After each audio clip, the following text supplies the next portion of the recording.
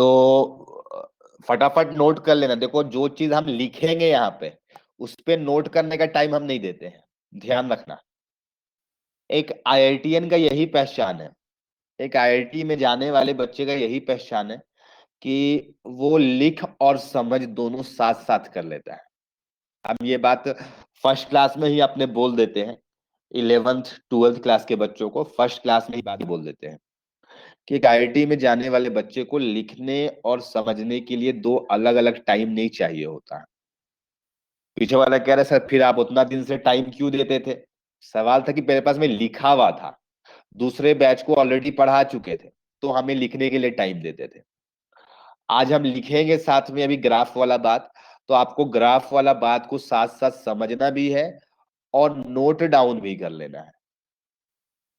ठीक है, आपको थोड़ा सा भी वियर्ड टाइप के मेरी बातें लगेगी, बट आगे चल के ये बहुत बेनिफिशियल होगा, और ध्यान रखिएगा इस चीज को।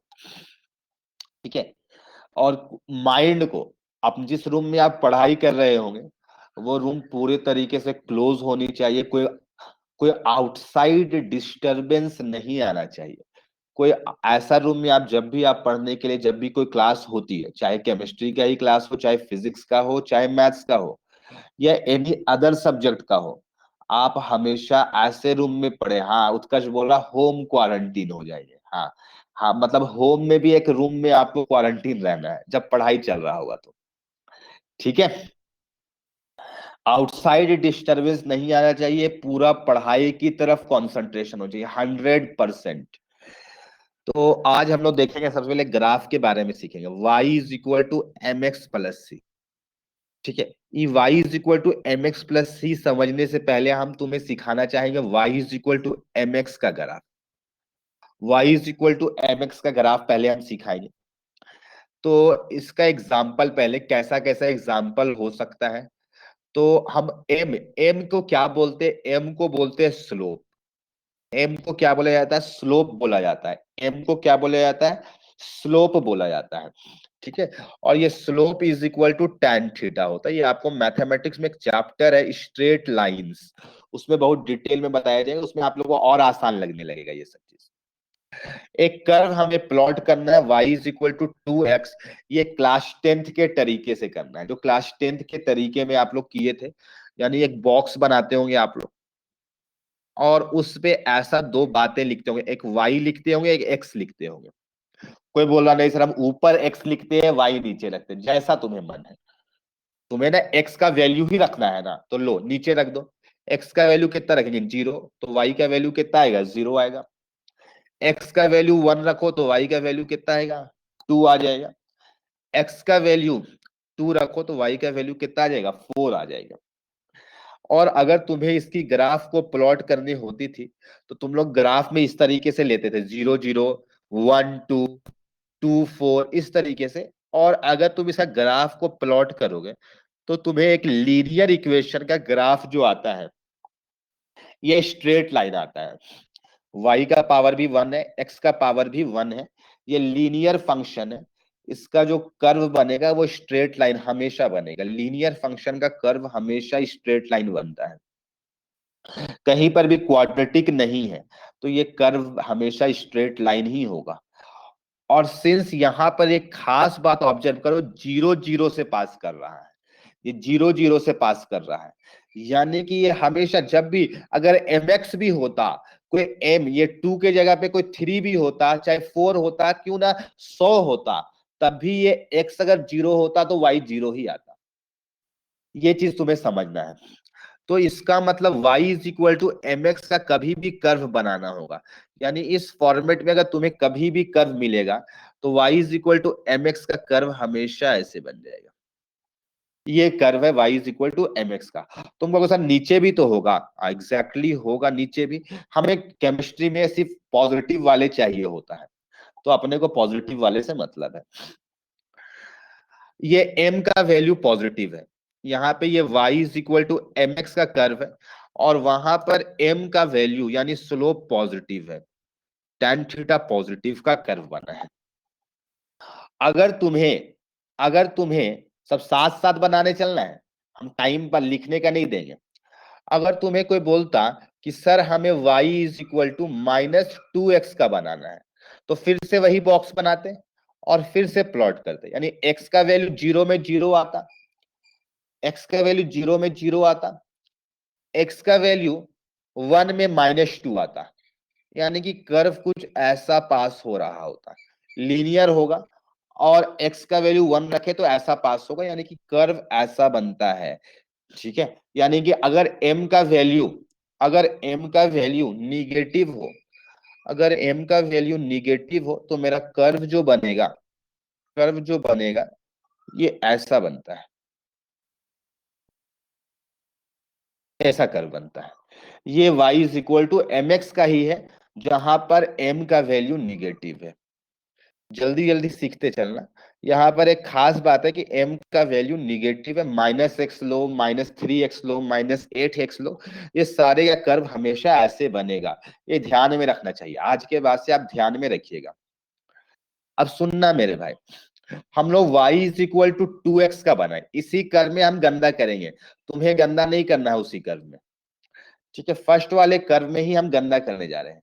अब हम करने जा रहे हैं क्या, y is equal to 2x+2 करने जा रहे हैं। चलो 2x+3 कर दिए, 2x+3 का कर्व, ये y is equal to 2x का कर्व है। ये जो तुम्हारे सामने बना हुआ है ये y is equal to 2x का कर्व है। अब हमें किसका बनाना है, 2x+3 का। तो जब x 0 होगा तो y का वैल्यू कितना आएगा, 3। x जब 0 होगा तो y का वैल्यू कितना आएगा, 3 आएगा। x का वैल्यू 1 होगा तो y का वैल्यू कितना आएगा, 5 आएगा। यानी कि जितना नंबर पहले होता था उससे 3 यूनिट ऊपर हो जा रहा है। हर नंबर जितना भी आप लेंगे उसमें हर नंबर 3 यूनिट से ऊपर शिफ्ट कर जाएगा। यानी कि तुम पहले y is equal to 2x का कर्व बनाओ, और सिंस ये +3 लिखा हुआ है, तो उसे +3 यूनिट शिफ्ट कर दो, और उसी के पैरेलल बना दो। y is equal to 2x का कर्व आता है, उसमें +3 यूनिट्स ऊपर कर दो, that will be the curve of y is equal to 2x+3। तो मेरे भाई ये y is equal to m x का है, तो कोई बोलेगा y is equal to m x plus बनाना है, तो बहुत सिंपल हो जाएगा, एम एक्स प्लस सी का ये c यूनिट्स ऊपर शिफ्ट हो जाएगा। ये कितना है लाल वाला, ये c यूनिट्स है, ये ऊपर कितना हो गया c, यानी ये जो ऊपर वाला कर्व बनाए है ये y is equal to m x plus c. ठीक है, सी अगर पॉजिटिव होगा तो ऊपर शिफ्ट करेगा, और अगर सी निगेटिव होगा तो ये नीचे आ जाएगा, ये कर्व क्या हो जाएगा, सी यूनिट्स नीचे आ जाएगा। +c होगा तो ऊपर कर देना, -c होगा तो नीचे हो जाएगा। सिमिलरली यहां पर भी वैसा ही होगा। ये y इज इक्वल टू लाल वाला mx का है, तुम mx+c करोगे तो मेरे भाई ये कर्व ऊपर चल जाएगा, सी यूनिट्स ऊपर चल जाएगा, और -c करोगे तो सी यूनिट्स नीचे चला जाएगा। बस यही गेम है। तो आई होप ये y is equal to mx plus, तुम्हें लग रहा है सर ये सब तो बच्चा वाला हम भी जानते थे, आप क्या नया बता रहे, अरे अभी कहाँ बताए, अभी तुम्हारे काम का चीज हम बता ही कहाँ है। ये y is equal to mx+c का है। पीछे वाला कह रहा है सही, तो हम भी 2,3 लेकर के कर लेते थे।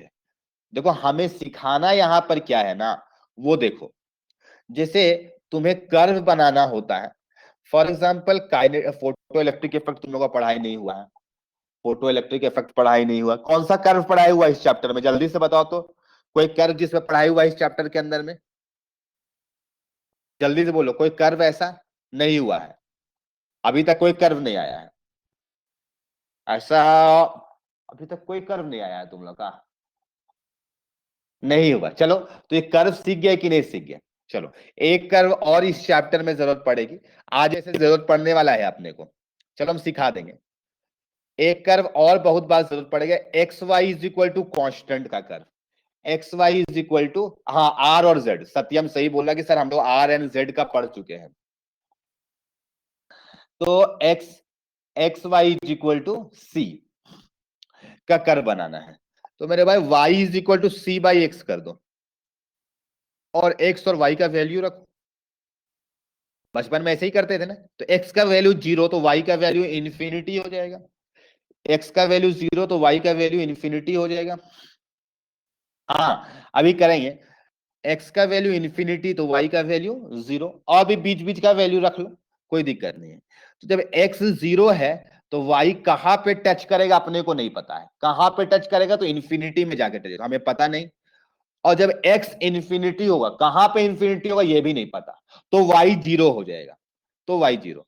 तो मेरे भाई इसका curve x y is equal to constant का ऐसा बनता है, x y is equal to constant का, इसे बोलते हैं रेक्टेंगुलर हाइपरबोला।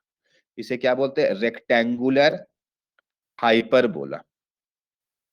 ठीक है, ये सब बहुत डिटेल में आपको मैथ्स में straight lines coordinate geometry chapter में पढ़ाया जाएगा। बट फिर भी जान, बहुत सिंपल सा कर्व प्लॉट करना, x y is equal to constant का कर्व ऐसा होता है। याद रखना, बहुत यूज पड़ेगा फिजिक्स में भी, मैथ्स में भी बहुत जरूरत पड़ेगा। ठीक है, बाकी आपको पैराबोलिक कर्व बताया जाएगा आप लोगों को फिजिक्स में, काइनेमेटिक्स चैप्टर में बताया जाएगा। ठीक है, एक बंदा बोला कि सर हम लोग को रेडियस वर्सेस जेड का कर्व बताया गया है, उसका यहाँ पे एप्लीकेशन पार्ट हम कर लेते हैं फटाफट। तो रेडियस का जो वैल्यू होता है ये 0.53, पीछे वाला कह रहा होगा सर हम पढ़े हैं 0.529, मेरे भाई 0.529 अप्रोक्सीमेटली इक्वल होगा 0.53 के, ये एंगस्ट्रॉम में होता है। तो अगर इसका कर्व प्लॉट करना चाहते हो तो देखो, हमेशा दो फैक्टर, दो ही वेरिएबल होता है, जब भी कर्व प्लॉट करना होता है तो दो ही वेरिएबल होता है। जैसे फॉर एग्जांपल तुम्हें आर वर्सेस जेड बना सकते हो या आर वर्सेस एन बना सकते हो। ठीक है, तीसरा वाला फैक्टर अपने आप कांस्टेंट हो जाएगा, तीसरा वाला फैक्टर जो बच गया वो अपने आप कांस्टेंट हो जाएगा। तो अगर तुम्हें रेडियस, रेडियस कौन से एक्सिस में है, वाई एक्सिस में है, तो जो वाई एक्सिस में उसे वाई लिख दो, कहां पे, यहां पे, इस फॉर्मूला में, फॉर्मूला में वाई लिख देना है। और जेड एक्स एक्सिस में है तो उसे एक्स लिख दो, नीचे में एक्स है। और सिंस बाकी एन तो कांस्टेंट हो जाएगा, तो ये कांस्टेंट कांस्टेंट एक नया कांस्टेंट आ जाएगा, तो ये के लिख दिए हम। तो सिंस ये x y is equal to constant का कर्व है, तो इसका कर्व हम लोग का रेक्टेंगुलर हाइपरबोला बन जाएगा, जो अभी बताए थे थोड़ी देर पहले। एकदम सिंपल सा बात है, आई होप आप सीख गए होंगे। कोई बोलेगा नहीं सर हमें ये कर्व नहीं प्लॉट करना है, हमें प्लॉट करना है आर वर्सेस एन का, आर वर्सेस एन का। तो y is equal to x square एक पैराबोलिक होता है, y is equal to x square का कर्व ऐसा होता है, ये y is equal to x square का कर्व है, ए एक्स स्क्वायर बोल सकते हो, where a is greater than zero. ये क्वाड्रेटिक में आप लोगों को मैथ्स में सिखाया जाएगा, हम लोगों को निगेटिव वाले पार्ट से कोई मतलब नहीं है। तुमको सर नया नया कर बता दिया अभी बीच में, हाँ सर अभी ये आर यूज वाला करो। फिर से बताइए नहीं तो। कौन वाला, सर ऊपर जो है sir r versus z. R versus, actually r versus n समझो, समझ में आ जाएगा। इसमें क्या है, आर कौन से एक्सिस में है, वाई एक्सिस में है, आर किस एक्सिस में है, वाई में है। ठीक है, वाई में है। और ये जेड कांस्टेंट हो जाएगा, सिर्फ एन वेरिएबल है, एन वेरिएबल है। तो 0.53 बाई जेड को के लिख दिए, के लिखो, एम लिखो, जो तुम्हें लेटर पसंद है, पीछे वाले को कुछ और लेटर पसंद होगा वो यूज कर सकता है। और एन स्क्वायर, एन, एन क्या में है, एक्स एक्सिस में है, तो एन को एक्स लिखेंगे, लेकिन सिर्फ एन का स्क्वायर है तो एक्स स्क्वायर हो जाएगा। तो y is equal to k x square का कर्व कैसा होता है, ये पैराबोलिक, लो मेरे भाई, ये क्वाड्रेटिक है। तुम कहोगे सर इधर नहीं बनाया आप, सिंस हम लोग को जरूरत नहीं है एन का वैल्यू, क्या शेल नंबर निगेटिव होता है क्या, नहीं होता है। तो मेरे भाई ये कर्व इस तरीके से प्लॉट होता, आई होप सबको समझ आ गया होगा, किसी को कोई कंफ्यूजन है।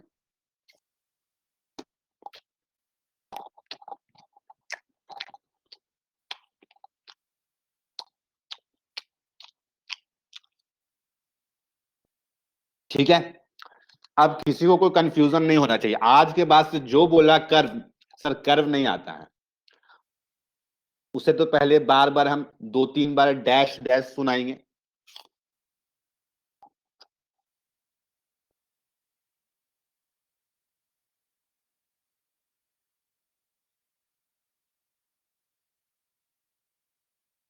हाँ, भर लेना अपने से, अपने से भर लेना है उसमें डैश में।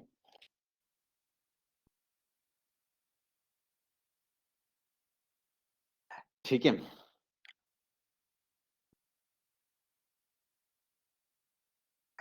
तो मेरे भाई आप देखते हैं हम लोग, सर हाँ प्रियांशु जल्दी बोलो, फास्ट एकदम। ये सर सर जैसे सर हम लोग हाइपरबोला या सर ये बनाते हैं सर, तो हम लोग एक्स का वैल्यू सर सारा रियल नंबर लेके प्लॉट करते हैं ना सर। हाँ लेकिन सर जब हम लोग यहाँ पर सर जेड के साथ बना रहे हैं, तो सर जेड तो सिर्फ नेचुरल नंबर हो सकता है। तो सर इसमें तो सिर्फ बिल्कुल। पॉइंट पॉइंट पॉइंट डालेंगे, तो हम लोग हाँ लो, जोड़ देते लो क्यों है सर? पॉइंट। ठीक है पॉइंट ले लो, तुमको मन कर रहा पॉइंट ले लो तो ले लो, कोई दिक्कत नहीं है। इन जनरल पॉइंट्स वाला ही सही है, क्या कि जेड का वैल्यू सिर्फ नेचुरल नंबर्स होंगे तो पॉइंट्स ही होंगे। बट इन जनरल बुक्स में जो कर्व बने रहते हैं ऐसे ही बने रहते हैं, बट रियल मायने में ये सही है, पॉइंट्स वाले। ठीक है। ये सर समझ गया सर। Thank you sir.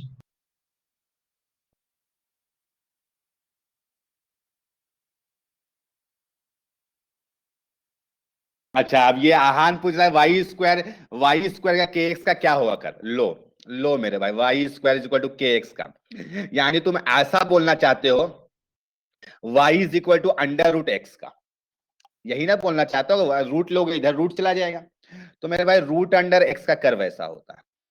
लो ये है मेरे भाई, ठीक है ये है। तो हम लोग को ये नीचे वाली पार्ट की जरूरत नहीं पड़ती, ऊपर वाली की जरूरत पड़ती है, यानी खूबसूरत से बनाना चाहोगे तो लो मेरे भाई ये रहा, ये ऐसे बनेगा। ठीक है, काइनेमेटिक्स में बहुत जरूरत पड़ेगा ये सब।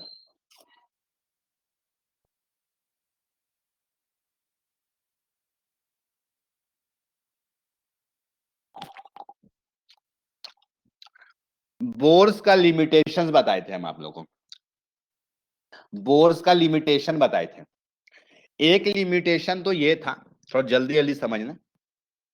एक लिमिटेशन था कि ये वन इलेक्ट्रॉन सिस्टम के लिए वैलिड है, इसका जो जितना भी डेरिवेशन हुआ, एनर्जी हुआ, चाहे रेडियस हुआ, ये सारे में इलेक्ट्रॉन्स एक ही कंसीडर किया गया है। ठीक है, पहला लिमिटेशन ये था। दूसरा लिमिटेशन हमारा जो बोर्स के थ्योरी में था वो था कि जो हम लोग को बताए थे बोर्स कि m v r is equal to n h by two pi होता है, इसका एक्सप्लेनेशन नहीं दिए थे, इसका एक्सप्लेनेशन नहीं दिए थे वो। तो इसके लिए डी ब्रोगली आए और इलेक्ट्रॉन के बारे में वो नेचर बताए कि इलेक्ट्रॉन भी just like light, electromagnetic radiation, ये भी पार्टिकल नेचर और वेव नेचर शो करता है, ये भी पार्टिकल और वेव नेचर शो करता है। और वहां से एक आया हम लोग का lambda is equal to h upon m v आया, lambda is equal to h upon m v आया। और एक और बताए हम लोग को कि जब ये स्टेशनरी ऑर्बिट पे ट्रैवल करता है तो स्टेशनरी ऑर्बिट पर कंस्ट्रक्टिव इंटरफेरेंस बनता है, और हम लोग का नॉन स्टेशनरी ऑर्बिट पर डिस्ट्रक्टिव इंटरफेरेंस बनता है, जहां पर हम लोग का एक लैम्डा का वैल्यू आया था 2πr/n, ये आया था। फिर जब दोनों को हम लोग क्या किए थे, एक इक्वेशन के अंदर पे जब पुट किए थे, दोनों लैम्डा था, तो यहां पर से हम लोग को पता चला था कि ये प्रूफ हो गया था, ये वाला डेरिवेशन जो पता नहीं चल पाया था ये प्रूफ हो गया था। अब उसके बाद अगर हम बात करें, अब उसके बाद अगर बात करें तो जो एक वेव जो एंगल सबटेंड करेगा जो शेल के अंदर में, वो 360 degree by n, 360 degree by n subtend करता है, ये भी बताए थे। nth शेल में n वेव्स बनते हैं, nth शेल में n वेव्स बनते हैं, ये भी बता चुके थे। स्टेशनरी ऑर्बिट जो n इज इक्वल टू 1 2 3 4 ये सारे हो गए, 1.2 इज नॉट स्टेशनरी ऑर्बिट, ये आया था हम लोग को। अब उसके बाद अगर हम बात करें तो यहां पर फिर डाविशन और जर्मर का एक्सपेरिमेंट आया था, जिसमें kinetic energy, maximum kinetic energy is equal to potential energy किए थे, और इसका यूज करके एक और लैम्डा हम लोग निकाले थे। वो लैम्डा का वैल्यू आया था h/√2m इंटू काइनेटिक एनर्जी। तुम चाहो तो ये काइनेटिक एनर्जी के जगह पे QV भी लिख सकते हो, ये काइनेटिक एनर्जी की जगह पे क्या लिख सकते हो, Q इंटू वी, जो लिखने का मन करे वो लिख सकते हो। ये डेविशन जर्मर का एक्सपेरिमेंट से ये लैम्डा आ गया था अपने को। लास्ट क्लास में यहीं तक डिस्कस किए थे, जैसा हमें याद है। उत्कर्ष बोल रहा कि सर 3 लिमिटेशन हो गया था, बट जैसा हमें याद है हमें याद है कि दो ही लिमिटेशन हुए थे, ठीक है। आज लिमिटेशन नंबर 3 से डिस्कस करना है अपने को। सही बोल रहे हैं ना हम? यस सर, 2 ही हुआ था। हम्म। Sir wavelength h by root under 2m potential energy होगा कि kinetic energy? Since potential energy और काइनेटिक एनर्जी को क्या किए थे हम लोग, इक्वेट किए थे ना स्टार्टिंग में। Half m v square is equal to q v, derivation check करो एक बार। तो यहां पे तुम काइनेटिक एनर्जी भी लिख सकते हो क्यू वी की जगह पे। यही तो समझना है, कभी क्वेश्चन में तुम्हें काइनेटिक एनर्जी भी पुट करना पड़ सकता है, ठीक है।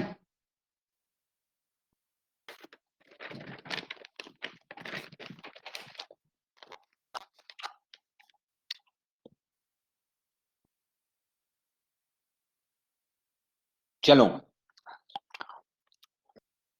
अब जो था, जो बोर्स का थ्योरी आया, जो बोर्स का थ्योरी आया कि हम लोग जब चाहे तो रेडियस निकाल लेंगे, जब चाहे तो वेलोसिटी निकाल लेंगे, जब चाहे तो एनर्जी निकाल लेंगे।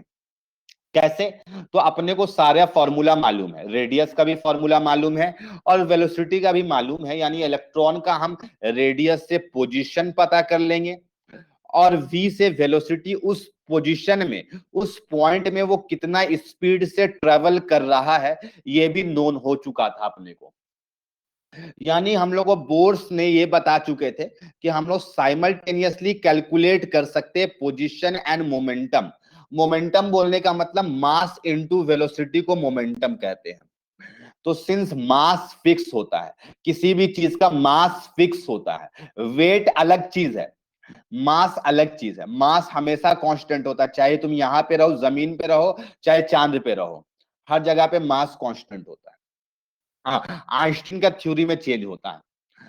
तो ये मास जो है ये कांस्टेंट है, इसको तो हम लोग कांस्टेंट ही लेके चलेंगे, और ये v वेलोसिटी है। तो सिंस हम लोग को बोर्स ये बता चुके हैं कि तुम रेडियस भी निकालो, उसी पॉइंट में वेलोसिटी भी निकालो, तुम वेलोसिटी निकाल लेंगे तो मोमेंटम निकल जाएगा।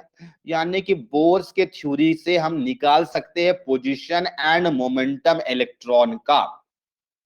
लेकिन हाइजेनबर्ग आकर के उसमें उंगली कर दिए, बोले नहीं बेटा नहीं निकाल सकते हो, which is not possible according to Heisenberg. Heisenberg बोले कि पोजीशन और वेलोसिटी, पोजीशन और मोमेंटम तुम साथ साथ नहीं निकाल सकते हो। मेरे भाई बहुत बड़ा बात कह दिए हाइजेनबर्ग, बहुत बड़ा सा मिस्टेक इनके थ्योरी में, मतलब बोर्स के थ्योरी में निकाल दिए। छोटा मोटा नहीं, बड़ा मिस्टेक है ये क्या बताए ना कि तुम पोजीशन और मोमेंटम को 100% सही नहीं निकाल सकते हो अगर तुम साइमल्टेनियसली कैलकुलेट करोगे। हाइजेनबर्ग क्या बोल रहे हैं, अगर तुम साइमल्टेनियसली साथ साथ निकालोगे पोजीशन और वेलोसिटी तो तुम 100% सही नहीं निकाल सकते हो, कुछ ना कुछ एरर तो होगा ही, यानी तुम्हारे देखने में कुछ ना कुछ एरर होगा। इसको हम लोग थोड़ा सा प्रैक्टिकल एग्जांपल से तुम देख सकते हो। फॉर एग्जांपल, एक एरोप्लेन ऊपर ट्रेवल कर रहा है, एक एरोप्लेन जा रहा है और तुमने तुरंत देखा कि अभी एरोप्लेन का पोजीशन ये है, एरोप्लेन का पोजीशन ये है। तो और पोजीशन देख करके तुमने उसका पोजीशन को नोट कर लिया, लेट से x1, x1 is the position of the aeroplane. फिर कुछ टाइम हुआ, कुछ टाइम 2 मिनट 3 मिनट जितना भी तुम ले लो, और तुम्हारा एरोप्लेन थोड़ा सा और डिस्टेंस ट्रेवल कर गया होगा, ठीक है, थोड़ा सा और डिस्टेंस ट्रेवल कर गया होगा। जब डिस्टेंस ट्रेवल कर गया तब तुम दूसरा पोजीशन x2 नोट डाउन कर लिए, और कितना टाइम लगा वो भी तुम नोट डाउन करके तुम वेलोसिटी निकाल दिए x2 minus x1 upon time taken. ठीक है, तुम्हारा कैलकुलेशन बिल्कुल सही है, तुमने कैलकुलेट किया। लेकिन पता है क्या हुआ है, पता है क्या हुआ है, यहां पर एक बड़ा मिस्टेक हो गया। तुम ये नहीं बता सकते हैं, तुम ये नहीं बता सकते हो कि कब क्या हुआ। हो सकता है, हो सकता है कि जब एरोप्लेन, जब थोड़ा सा तुम पहला पोजीशन मेजर किए और उसके ठीक 1 मिनट के बाद वो एरोप्लेन का जो पायलट था उसका स्पीड बढ़ा दिया, और इस तरीके से वो स्पीड कम ज्यादा कर रहा है, और इस तरीके से तुम जब मेजर किए तो तुम्हारा एक्यूरेट स्पीड नहीं पता चल पाया। यानी जिस टाइम में जिस पोजीशन तुम निकाले हो, जिस टाइम में जिसका पोजीशन निकाले हो, वो एग्जैक्टली एट दैट टाइम उसका वेलोसिटी वो होगा या नहीं होगा, वो रॉन्ग हो सकता है, ऐसा तुम सोच सकते हो। दूसरा चीज, हम लोग को टाइम देखने में कितना भी प्रिसाइज ले, थोड़ा बहुत एरर हो सकता है, थोड़ा बहुत। हम बहुत बड़ा एरर का बात नहीं कर रहे हैं, 100% सही का बात कर रहे हैं। हम 99.9% सही तो होगा ही, हम 100% का बात कर रहे हैं। एकदम एग्जैक्ट जो होना चाहिए वही आ जाए। तो ये बताया कि ये 100% एक्यूरेट रिजल्ट नहीं आ सकता, वो भी ये इलेक्ट्रॉन है। सिंस तुम इलेक्ट्रॉन का पोजीशन कैसे पता करोगे, अभी उत्कर्ष कोई डाउट नहीं रेस करना, जब तक हम नहीं बोले कुछ भी तब तक नहीं डाउट रेस करना है। जब हम लिख लेंगे सारा चीज बोलेंगे, अगर लिखने का टाइम देंगे तब फिर डाउट पूछना है। अभी हम बात कंप्लीट किए नहीं और आप लोग क्वेश्चन रेस कर देते हैं। अब यहां पे फॉर एग्जांपल यहां पे मेरा इलेक्ट्रॉन है, ठीक है, और इस पॉइंट पे मेरा इलेक्ट्रॉन नहीं है, इस पॉइंट में मेरा इलेक्ट्रॉन नहीं है।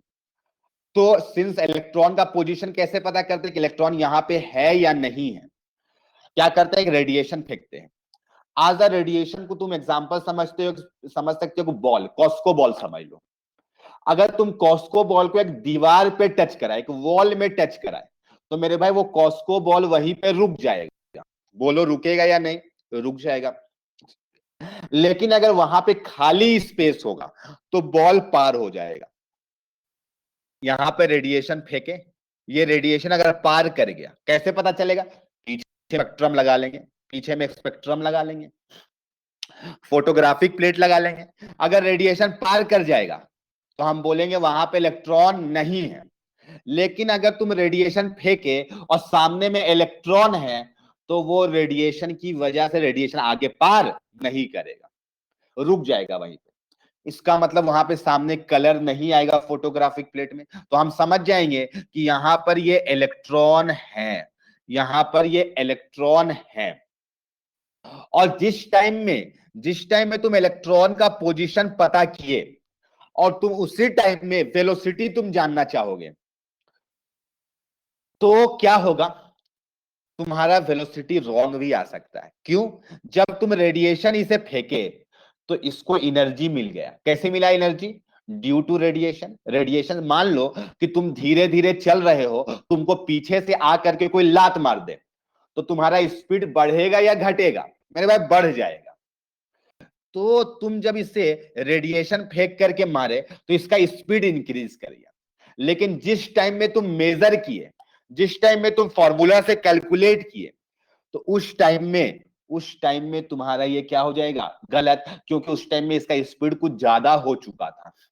तो वही बात बोले कि इसमें एरर आएगा, थोड़ा ना थोड़ा एरर आएगा, 100% एक्यूरेट नहीं होगा। तो वो क्या बताएं कि since lambda is equal to h upon m v होता है ना, एमवी को हम लोग मोमेंटम को पी से डिनोट कर देते हैं, तो lambda is equal to h upon p भी लिख सकते हैं एमवी की जगह पे। तो पी अगर इधर चला जाएगा तो एच अपॉन लैम्डा हो जाएगा, एच अपॉन लैम्डा हो जाएगा। और हम लोग को पता है C is equal to lambda into nu. तुम कहोगे सर ये सब कैसे पता है, हमें नहीं पता था। अरे ये तो पता है ना मेरे भाई, कि डिस्टेंस जो होता है is equal to speed into time होता है। Distance is equal to speed into time. तो डिस्टेंस लैम्डा, स्पीड अगर हम लोग वेव का देखेंगे, इलेक्ट्रोमैग्नेटिक रेडिएशन का, तो स्पीड c होता है और टाइम पीरियड c। तो तुम कर लो, यहां से क्या कर सकते हो, lambda is equal to 1 by time period को क्या बोलते हैं, न्यू। तो c बाई न्यू लिख सकते हो ना, c बाई न्यू लिख सकते हो। तो लैम्डा की जगह पे c बाई न्यू लिख दिए, तो h भी कांस्टेंट और स्पीड ऑफ लाइट भी कांस्टेंट।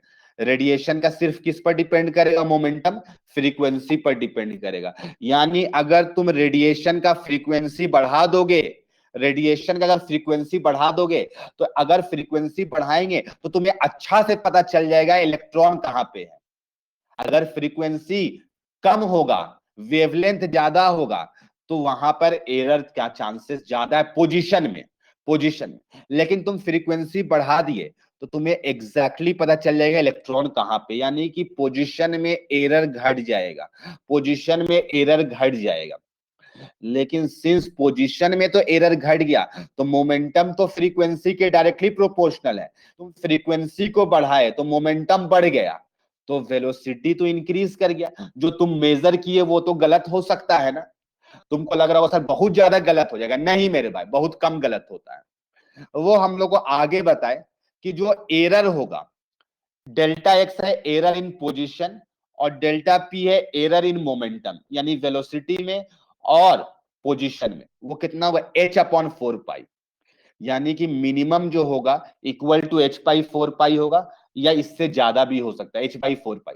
अब देखो इसका वैल्यू बहुत कम है, h का वैल्यू कितना होता है 10⁻⁻34। बोलो तुम इसको एरर कहोगे या एक्यूरेट कहोगे? हम लोग तो इसको इग्नोर कर देंगे, h का वैल्यू 4 पाई कितना भी छोटा सा नंबर है, 10⁻⁻34 के रेंज का है। सोचो एरर कितना कम है, यानी जो एरर मेजरमेंट में हो रहा है ये बहुत कम है। इसीलिए तुम बोलो एरर, चाहे तुम बोलो सर सही ही तो मेजर हुआ होगा, हाँ तुम कह सकते हो सही ही मेजर हुआ, ये एकदम बहुत कम एरर बताई। बोले 100%, 100% तो नहीं ना है ये, 0.00001 भी अगर एरर होगा तो ये 100% सही करेक्ट रिजल्ट नहीं कहा जा सकता है। तो एरर है जो कि एरर बहुत कम है, तो मिनिमम एरर कितना होगा, इक्वल टू लगा देंगे, क्योंकि उससे ज्यादा एरर हो सकता है। डेल्टा एक्स क्या चीज है, एरर बोलो या उसको अंग्रेजी में एक और नाम बोला जाता है अनसर्टेनिटी। हाँ अनसर्टेनिटी नहीं बोल रहे हैं, NTY है, एन के बाद सीधा टी है, अनसर्टेनिटी है पोजीशन में। डेल्टा पी को बोल सकते हो मोमेंटम में एरर, डेल्टा वी को क्या बोल सकते हो, वेलोसिटी में एरर बोल सकते हो। तो P is equal to m v है, तो डेल्टा में लिखेंगे तो मास तो चेंज नहीं होगा, तो डेल्टा V लिखेंगे। तो तुम चाहो तो delta x into delta P के जगह पे m डेल्टा V लिख दो, h/4 पाई, तो ये m नीचे चला जाएगा तो h/4 पाई m हो जाएगा। ठीक है, फटाफट इसे छापो, कॉपी करो, कॉपी करो।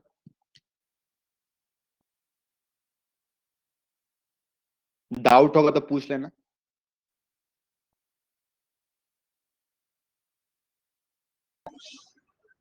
सर एक बार सर पोजीशन और फ्रीक्वेंसी में रिलेशन वापस से बता दीजिए ना सर, थोड़ा सा नहीं समझ में आया सर। कॉपी कर लो एक बार, कॉपी कर लो फिर बताएंगे। Okay sir.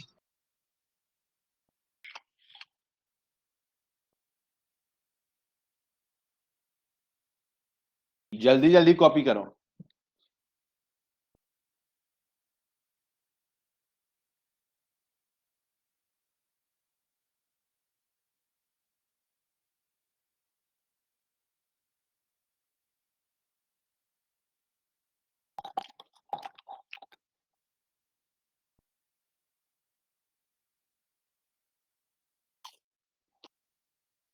सर एक बार ऊपर वाला दिखा दीजिए सर, बस एक लाइन बाकी है सर।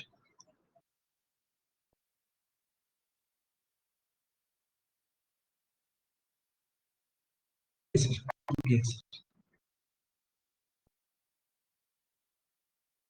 छापने में टाइम बिल्कुल नहीं लेने का।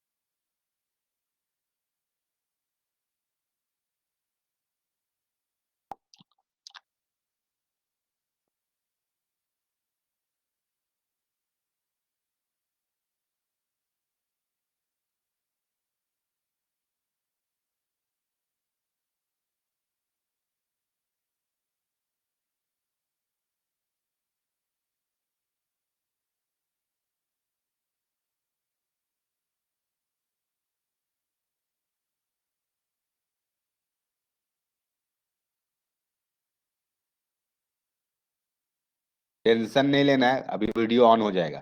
टेंशन बिल्कुल नहीं लेने का, टेंशन बिल्कुल नहीं लेने का, अभी तुरंत ऑन हो जाएगा।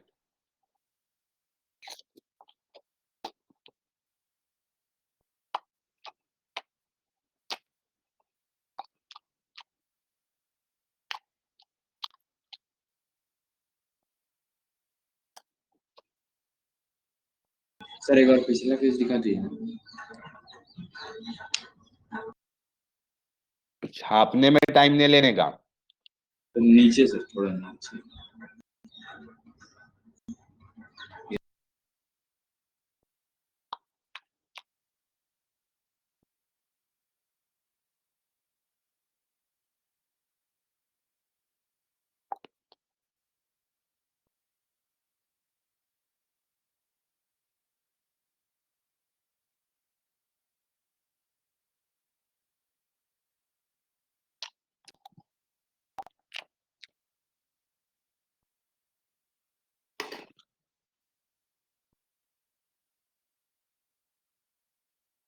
कॉपी हो जाएगा तो डन लिख दीजिएगा, जैसे ही कॉपी हो जाएगा डन लिख दीजिएगा।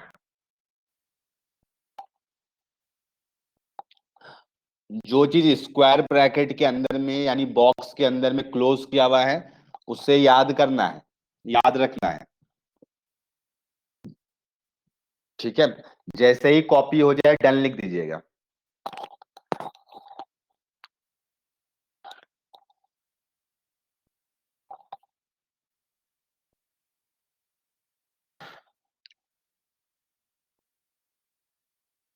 हो गया डन।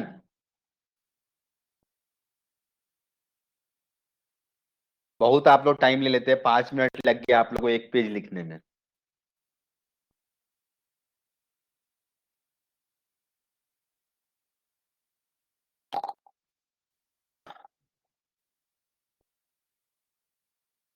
आई होप इतना टाइम इनफ है आप लोग के लिए। तो कोई पूछ रहा था कि सर जब फ्रीक्वेंसी बढ़ाएंगे तो पोजीशन में एरर कैसे इंक्रीज होगा, सॉरी डिक्रीज होगा। जब हम फ्रीक्वेंसी बढ़ाएंगे तो एरर इन पोजीशन डिक्रीजेस लिखा हुआ है। पूछ रहा सर उसका रिलेशन नहीं पता चल रहा है, हमें वेलोसिटी वाला रिलेशन तो पता चल रहा है कि velocity momentum is directly proportional to frequency, तो इस हिसाब से जाहिर सी बात है कि वेलोसिटी बढ़ जाएगा तो उसमें एरर इंक्रीज हो जाएगा। लेकिन सर आप कहते हैं कि पोजीशन में घट जाएगा, पोजीशन में एरर डिक्रीज कर जाएगा। हाइजेनबर्ग अनसर्टेनिटी प्रिंसिपल के नाम पे इतना बुड़बक क्यों बना रहे हो हमें? तो मेरे भाई क्या चीज है सुनना, जैसे हाई रेडिएशन का फ्रीक्वेंसी भेजे यानी हाई इनर्जेटिक रेडिएशन भेजे, रेडिएशन का एनर्जी ज्यादा है यानी कि वो ज्यादा अच्छा से पता लगा पाएगा कि इलेक्ट्रॉन कहां पे है। यानी तुम्हारा इलेक्ट्रॉन रिवॉल्व कर रहा है किसी शेल में, किसी एक रीजन में रिवॉल्व कर रहा है और तुमने रेडिएशन फेंका, तो अगर रेडिएशन पुअर रेडिएशन होगा, पुअर रेडिएशन मतलब जिसका फ्रीक्वेंसी कम होगा, तो सवाल है वो स्ट्राइक करेगा आराम से, या हो सकता है कि जहां पर एग्जैक्ट पोजीशन था इलेक्ट्रॉन का वहां पर से नहीं होगा, ऐसा होगा। हाई फ्रीक्वेंसी का मतलब वेवलेंथ बहुत कम होगा। अब मान लो किसी का वेव ऐसा है, इतना बड़ा है, तो मान लो इलेक्ट्रॉन यहाँ पे था और तुम रेडिएशन फेंके, तो ये कुछ देर के बाद फिर जब दूसरा वेव आया तब इसको टच कर पाएगा। लेकिन अगर तुम्हारा वेव एकदम कंटिन्यूअस है एकदम, तो क्या होगा, इलेक्ट्रॉन को तुरंत स्ट्राइक करना आसान होगा, इलेक्ट्रॉन को स्ट्राइक करना क्या होगा, आसान होगा। इसका मतलब कि इलेक्ट्रॉन को फाइंड करना इजी हो जाएगा। क्यों? क्योंकि ये स्ट्राइक कर ही जाएगा, तुरंत तुरंत आ रहा है, एक से दूसरा वेव तुरंत आ रहा है, फास्ट आ रहा है, तो इलेक्ट्रॉन का पता लगाना ज्यादा इजी हो जाता है।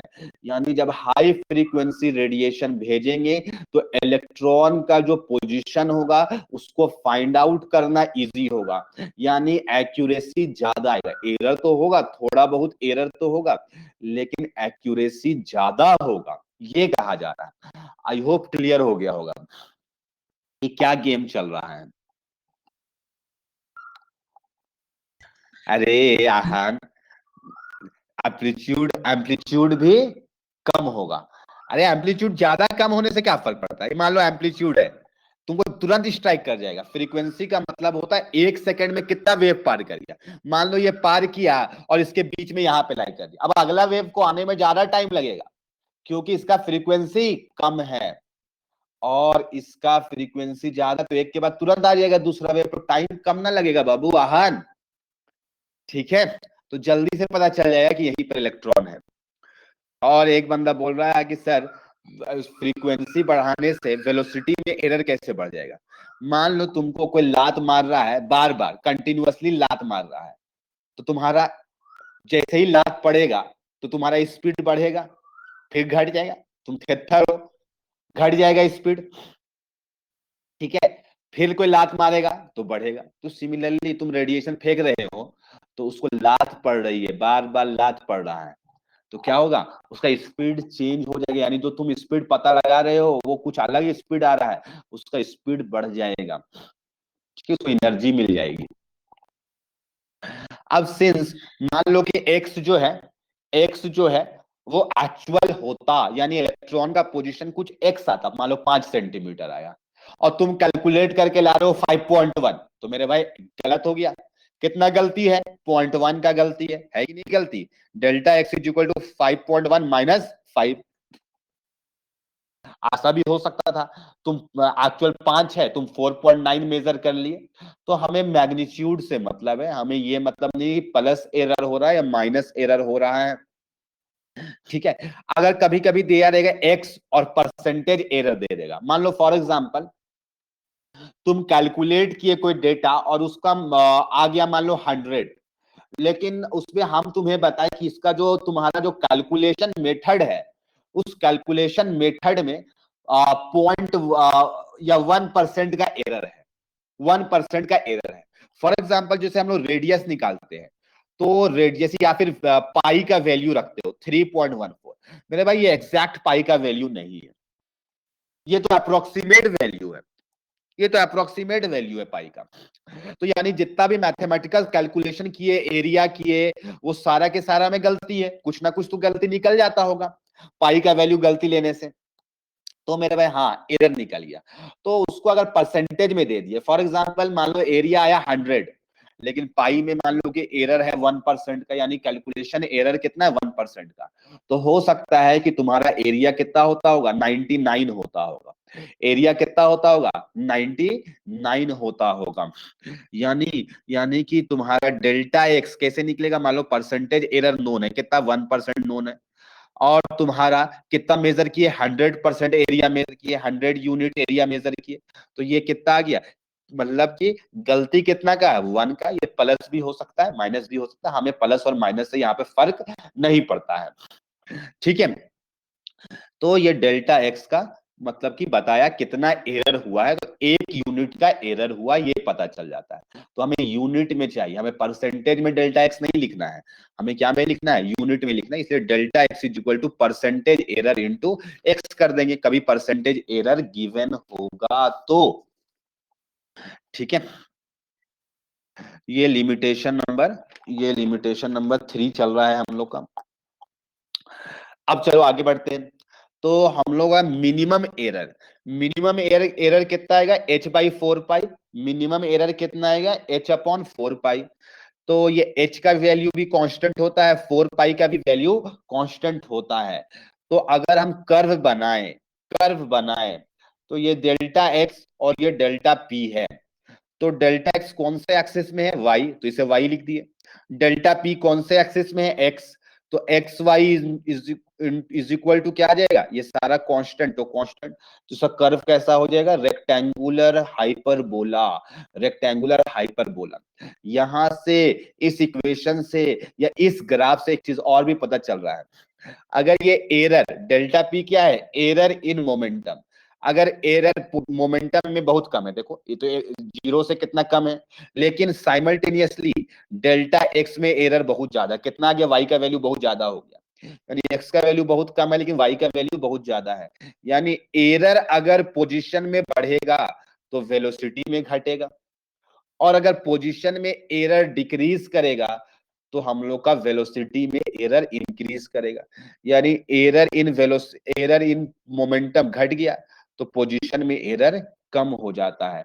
वही चीज है, फ्रीक्वेंसी अगर बढ़ाएंगे तो पोजीशन का एरर घटेगा लेकिन वेलोसिटी का एरर बढ़ जाएगा। ये ग्राफ यहां पर से ये साबित कर दिया हमें। ठीक है, तो आई होप ये सारी बातें आपको क्लियर समझ में आ गई होगी। तो ये तो अनसर्टेनिटी किस किस टर्म पे बात की है हम लोग, तो यहाँ पे नोट में वो सारी बातों को लिखे है, बहुत अच्छे तरीके से लिखा गया है। ठीक है, तो हम लोग मोमेंटम और पोजीशन के रिस्पेक्ट में बात किए, कितना आया, delta x into delta p greater than equal to h/4 pi, minimum error के लिए इक्वल टू हो जाएगा। अगर तुम वेलोसिटी में बात करोगे तो मोमेंटम को क्या लिख सकते हो, m डेल्टा v, तो m नीचे चला जाएगा तो क्या हो जाएगा 4 πm हो जाएगा। तो अनसर्टेनिटी इन अदर टर्म्स में बात हो गया है ना, पोजीशन मोमेंटम में बात हो गया, पोजीशन वेलोसिटी में बात हो गया। यानी एग्जाम में जिस फॉर्मेट में आएगा उसमें बनाना होगा। पीछे वाला कह रहा है अभी और भी बचा हुआ है सर, हाँ मेरे भाई अभी बहुत बचा हुआ है, अभी तो शुरुआत है, ये तो मेरे भाई झांकी है, पिक्चर तो बाकी है। अब तुम्हें निकालना है अनसर्टेनिटी यानी error in position and wavelength पता करना है मेरे भाई, ये भी आ सकता है एग्जाम में। जेई ये सब खुशी खुशी देता है और आगे आने वाले दिनों में यही सब आएगा, अभी तक आया नहीं है, आने वाले दिनों में आएगा। मतलब आप जो हो सकता है कि जब आप एग्जाम लिख रहे होंगे जेई का तो आपके टाइम में ही आ सकता है, इसलिए छोड़ना कुछ नहीं है। तो हम लोग सबको पता है कि मोमेंटम का फॉर्मूला क्या होता है, m इंटू वी। अच्छा, हम लोग डेल्टा एक्स रखे रहना है, देखो कैसे रिप्लेस करते ये अप्रोच भी सीखो। डेल्टा एक्स हमें रखना है, हमें हटाना किसे, डेल्टा पी को, तो मेरे भाई उससे ही घूम।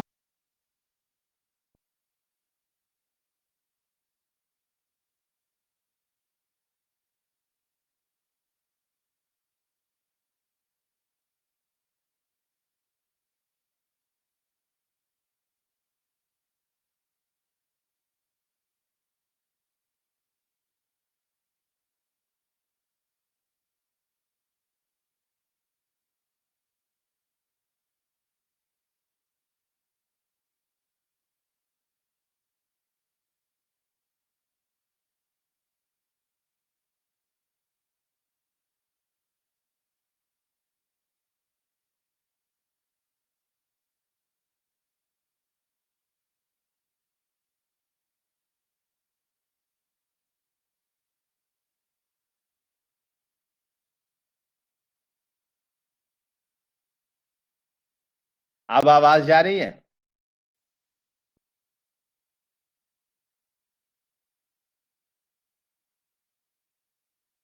अब देखो वीडियो भी जाएगा, वीडियो भी जाएगा मेरे भाई, सब जाएगा। हाँ वीडियो भी जाएगा, सब जाएगा, टेंशन बिल्कुल नहीं लेने का। ठीक है, तो आगे बढ़ते हैं। हम लोग को रिप्लेस किसे करना है, लैम्डा को, सॉरी पी को, पी नहीं लाना है। अब कौन कौन लाना है, डेल्टा एक्स और डेल्टा लैम्डा। हाँ तुम कहोगे सर डेल्टा पी भी रखेंगे, तो मेरे भाई वैसा डेटा आपको नहीं गिवन होगा, ये अप्रोच सीखो, डेरिवेशन सीखो, एग्जाम में सब रट के जाने से नहीं होगा, कुछ चीजें ऐसा है जो एग्जाम में डिराइव कर सको। तो P is equal to m v होता है और lambda is equal to h/mv होगा। हम P को ही हटाएंगे, डेल्टा P को ही हटाएंगे, तो h/mv होता है, पढ़ के रखे हैं डी ब्रॉगली का वेवलेंथ। तो mv को क्या लिख देंगे, P, mv को क्या लिख देंगे, P। तो यहां से P को क्या लिख देंगे, h/λ, h/λ। तो h और लैम्डा का इनवर्स भी तो लिख सकते हो उसे, ये तो मैथमेटिक्स कॉमन समझ में आ गया होगा। और मेरे भाई इसको डिफरेंशिएट कर दिए, डिफरेंशिएशन आता है तुम लोगों को, डिफरेंशिएशन थोड़ा बहुत बेसिक डिफरेंशिएशन, x का पावर n का आता होगा मेरे भाई, हमको पता है, इतना तो सिखा दिया। हाँ, तो इसको डिफरेंशिएट कर दिया लैम्डा के रिस्पेक्ट में। तो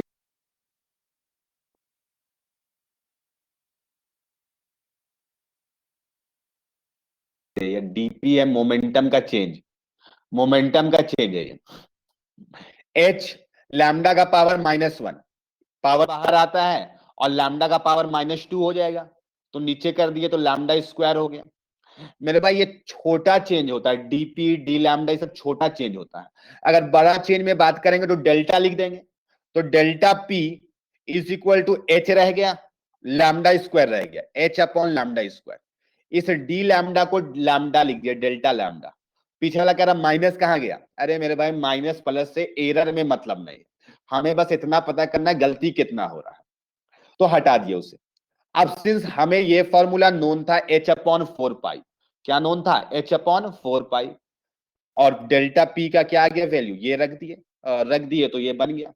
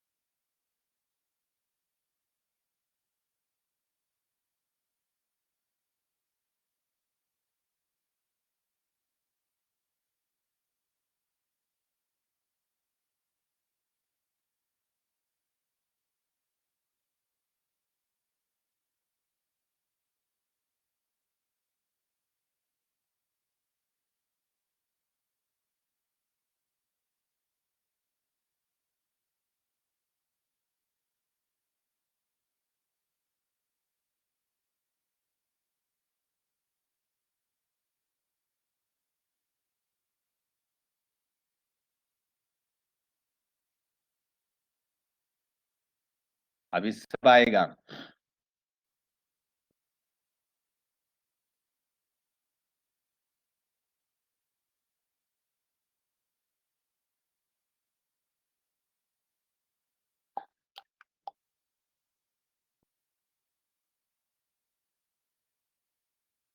तो ये डेरिवेशन समझ में आ गया, यस या नो, जल्दी से बताओ तो। डेरिवेशन क्लियर है, यस या नो? और क्लियर है तो कॉपी करना शुरू करो, जल्दी जल्दी छापना शुरू करो। अगर क्लियर हो गया तो छापना शुरू करो। पहले ये बता दो क्लियर हुआ कि नहीं, यस या नो, फास्ट। सर हम लोग सर डीपी को सर डेल्टा पी कैसे बना दिए सर, वो नहीं समझ में आया सर बस। अब वो मैथ्स के टीचर बताएंगे आपको कैसे लिखा जाता है, ये डेल्टा और डी क्या होता है, हमें भी आज तक क्लियर नहीं कॉन्सेप्ट समझ में आया डिफरेंशिएशन का। ठीक है, कैलकुलस का पार्ट है, वो आपको मैथ्स वाले सर इसको बताएंगे आपको डिटेल में। ठीक है, लिमिट उमिट लगा करके लाया जाता है, तो जो कि मैथ्स का यूज है।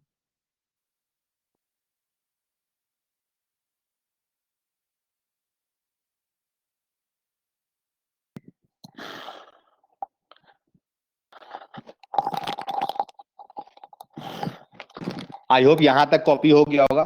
आगे बढ़ाते हैं। नोट में वही सारी चीजें लिखी जाती है जो महा इंपॉर्टेंट होते हैं। नोट में वही सारी चीजें लिखी जाती है जो महा इंपॉर्टेंट होते हैं, और जिस नोट में टिक लग जाए, नोट के जिस पॉइंट में टिक लग जाए, वो महा महा इंपॉर्टेंट हो जाता है। ठीक है,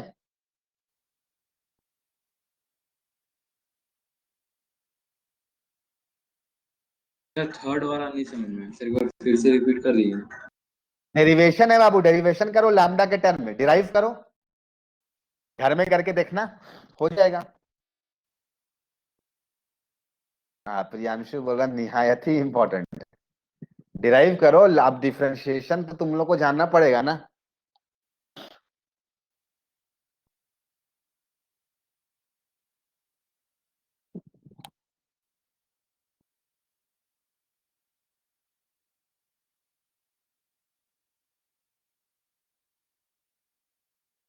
बहुत आसान है डेरिवेशन, बहुत ही आसान है।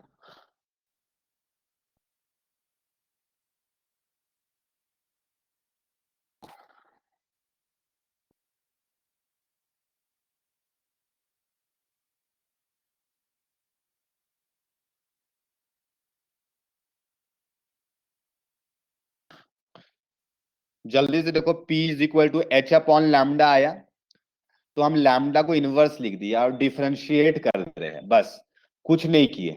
यहां से डिफरेंशिएशन कर देने के बाद हम डेल्टा पी को रिप्लेस कर दिए, डीपी को डेल्टा पी से रिप्लेस कर दिए, डी लैम्डा को डेल्टा लैम्डा से।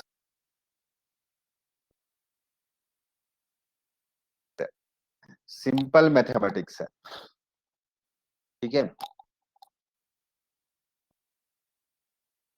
ध्यान रखिएगा जब भी हम क्लास ले रहे हो तो एक बार में समझ जाना है, ठीक है, एक बार में समझने की कोशिश करना है आपको, इसलिए बोले 100% लगा देना है आपको, 100%।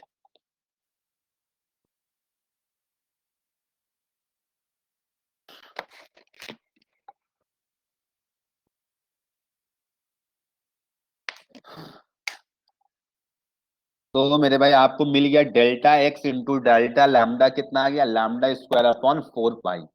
या तो इसे याद रखो, मेरे हिसाब से डेरिवेशन को ध्यान में रखना वो ज्यादा इंपॉर्टेंट है। डेरिवेशन जिंदगी भर काम आएगा, कभी भी तुम लगा सकते हो, कहीं भी लगा सकते हो। कभी कभी ऐसा होगा जेईई मेंस में यही फॉर्मूला उठ करके आ गया, ऐसा भी हो सकता है, जेईई मेंस के एग्जाम में यही क्वेश्चन आ गया, आने वाले दिनों में यही सब होगा, ठीक है। अब है, अब जैसे तुम्हें तो अभी डेल्टा एक्स और डेल्टा लैम्डा पे बात किए थे, अब हमको मान लो कि तुम्हें निकालना होगा एनर्जी पर, डेल्टा एक्स और डेल्टा ई पर तुम्हें निकालना होगा अनसर्टेनिटी। कैसे निकालेंगे, फिर से हम डेल्टा पी को ही रिप्लेस करना चाहेंगे। किसको रिप्लेस करना चाहेंगे, डेल्टा पी को। या फिर मेरे पास में एक और ऑप्शन है, एक और ऑप्शन क्या है, डेल्टा लैम्डा आ चुका है, मेरे पास में दो ऑप्शन है रिप्लेस करने का। या तो अपने सबसे जो फर्स्ट फॉर्मूला है उसमें डेल्टा पी को रिप्लेस करो, क्योंकि डेल्टा एक्स तो रखना है, या फिर डेल्टा लैम्डा को रिप्लेस कर दे, इस इक्वेशन से इसको डिराइव कर ले। तो यहाँ पे जो आसान है, यानी जिससे डिराइव होगा, तुम उससे भी करने चाहोगे तो बहुत मुश्किल होगा, पहले इससे डिराइव करना होगा ऊपर वाले को और फिर नीचे लाना पड़ेगा। तो मेरे भाई जब हम खुद कर चुके हैं ऊपर वाला डिराइव, तो बार बार क्यों करेंगे हम डेल्टा लैम्डा वाला, वो ऑलरेडी डिराइव हो गया, उसके आगे कंटिन्यू करेंगे अब। तो हमें रिप्लेस करना है, तो एनर्जी का फॉर्मूला हमें प्लैंक्स क्वांटम थ्योरी से पता चल चुका है, hc अपॉन लैम्डा होता है। मेरे भाई यहाँ पे एक ही वेरिएबल है, लैम्डा का पावर -1, है ना। तो हम एनर्जी को डिफरेंशिएट कर दिए लैम्डा के रिस्पेक्ट पर, तो ये hc एक कांस्टेंट है, कांस्टेंट का कोई डिफरेंशिएशन नहीं होगा। लैम्डा का पावर -1 का डिफरेंशिएशन -1 बाई लैम्डा स्क्वायर हो जाएगा ना, लैम्डा का पावर -1 -1 -2, तो नीचे लिख देंगे तो 2 हो जाएगा। अब यहाँ पे देखो, ये डी को किससे रिप्लेस कर देंगे, डेल्टा ई से, और डी लैम्डा को किससे रिप्लेस कर देंगे, डी लैम्डा इधर चला गया तो डेल्टा लैम्डा हो गया, hc अपॉन लैम्डा स्क्वायर हो गया। मेरे भाई हमें डेल्टा लैम्डा वाला फॉर्मूला पता था, हम डेल्टा लैम्डा यहां से निकाल लेंगे, कितना आ जाएगा, delta E into lambda square और डिवाइडेड बाई hc। और जो अभी थर्ड नंबर में जो फॉर्मूला डिराइव होकर के आया उसमें जाके रख देंगे हम, उसमें जाके रख देंगे, रख दो इस पे, ऊपर देखो कट जाएगा अपने आप।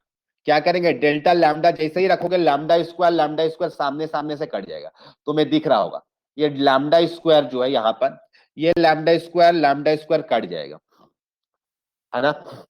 और ये hc जो है यहां चला आएगा, देखो delta x into delta E hc upon 4 पाई। ठीक है, सबको क्लियर होना चाहिए, लिख लो फटाफट, कॉपी करो इसे, फोर्थ नंबर को कॉपी करो। आने वाले दिनों में यही सब क्वेश्चन आएंगे, तो तुम्हें डेरिवेशन आना चाहिए। डेरिवेशन सीखने से क्या होगा कि कुछ भी डिराइव कर सकते हो। कॉपी करने के बाद लिखना डन, और समझ में भी आ गया होगा तब लिखना डन, अदरवाइज नहीं।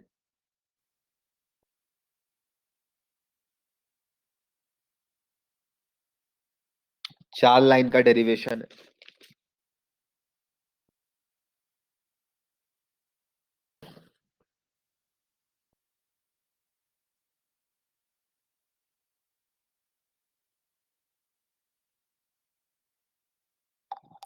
चलो सब कोई लिख लिया है, ठीक है। तो ये रिलेशन तुम चाहो तो याद रख लेना, मेरे हिसाब से याद रखना इतना सारे चीज को पॉसिबल नहीं है, ठीक है। तो बेटर है कि आप डेरिवेशन को ध्यान में रखें, बीच बीच में कर लीजिएगा। एन अवस्थी में क्वेश्चंस भी है बुक्स में, ठीक है। और भी बहुत सारे क्वेश्चंस का कमी नहीं, मेरे पास में बहुत सारा इस टाइप का क्वेश्चंस पड़ा हुआ है, ठीक है। तो अब देखेंगे हम लोग, अभी खत्म नहीं हुआ है मेरे भाई। अब डेल्टा ई और डेल्टा ई के टर्म में आ गया। डेल्टा टी और डेल्टा ई, यानी टाइम में कितना अनसर्टेनिटी हो सकता है, टाइम में कितना एरर हो सकता है, और एनर्जी में कितना एरर हो सकता है। अब दो टर्म्स में आ गए, दो टर्म्स में आ गए मेरे भाई, ठीक है। टाइम और एनर्जी दोनों में आ गए।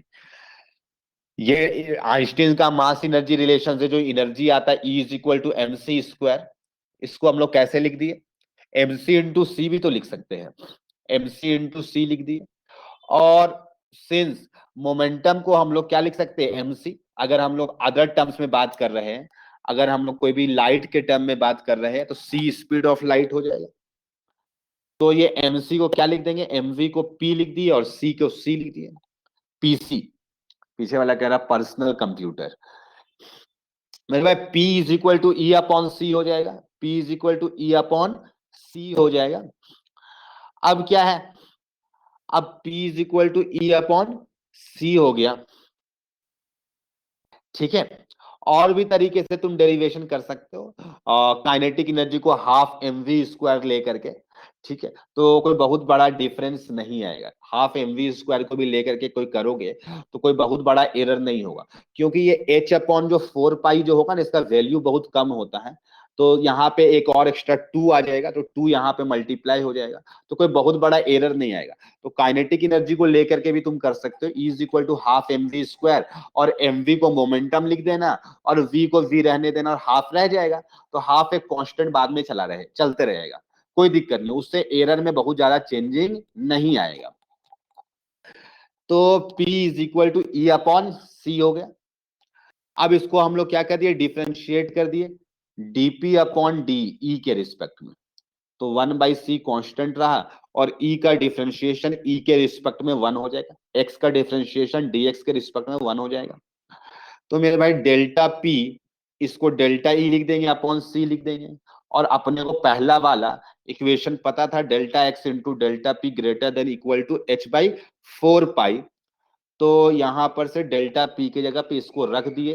अब डेल्टा ई रहने दिए, distance upon speed, distance upon speed को टाइम बोलते हैं, तो डेल्टा टी लिख दिए। तो ये एक डेरिवेशन था छोटा सा, कुछ कुछ बुक्स में दिए रहते हैं ये वाला डेरिवेशन भी, ठीक है। रियली बुक्स में मिलेंगे, हर बुक्स में नहीं मिलता है ये वाला डेरिवेशन, ठीक है। तो ध्यान रखना, इसको भी नोट कर लो, छाप लो जल्दी से। फिर कुछ क्वेश्चंस दे रहे हैं बनाने के लिए, जल्दी जल्दी बनाना, फास्ट, जल्दी कॉपी करो, और कॉपी करने के बाद लिखो डन।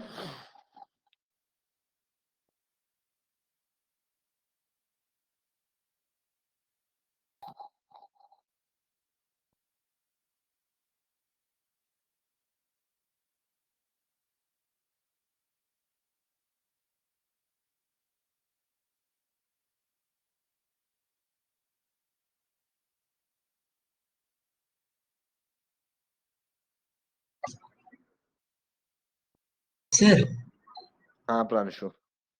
सर हम लोग सर एमसी को पी है सर, तो सर पी तो तभी हम लोग ले पाएंगे ना सर, जब सर उस पर्टिकुलर मास का स्पीड जो होगा सर, वो लाइट की स्पीड के बराबर होगा सर। और यहाँ पर तो हम लोग सर हाँ, इलेक्ट्रॉन का बात कर रहे हैं, तो मतलब सर। ये जनरलाइज कर रहे हैं, कॉन्सेप्ट्स को हम लोग जनरलाइज कर रहे हैं। ये पार्टिकुलरली इलेक्ट्रॉन के लिए बात नहीं हो रहा है, ये कोई भी एक स्मॉल पार्टिकल के लिए बात हो रहा है। आगे चल के तुम्हें पता चलेगा कि जो लाइट रेडिएशन होते हैं, शायद बता भी दिया गया होगा, वेव और particle nature, Planck's quantum theory में आप लोग को, कि छोटे छोटे फोटॉन्स होते हैं। तो वो सब का भी जो मासेस आएगा अराउंड इलेक्ट्रॉन के मास के ही जैसा होता है।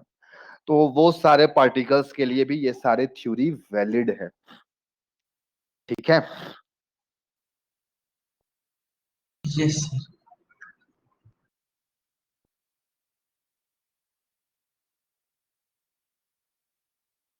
हो गया।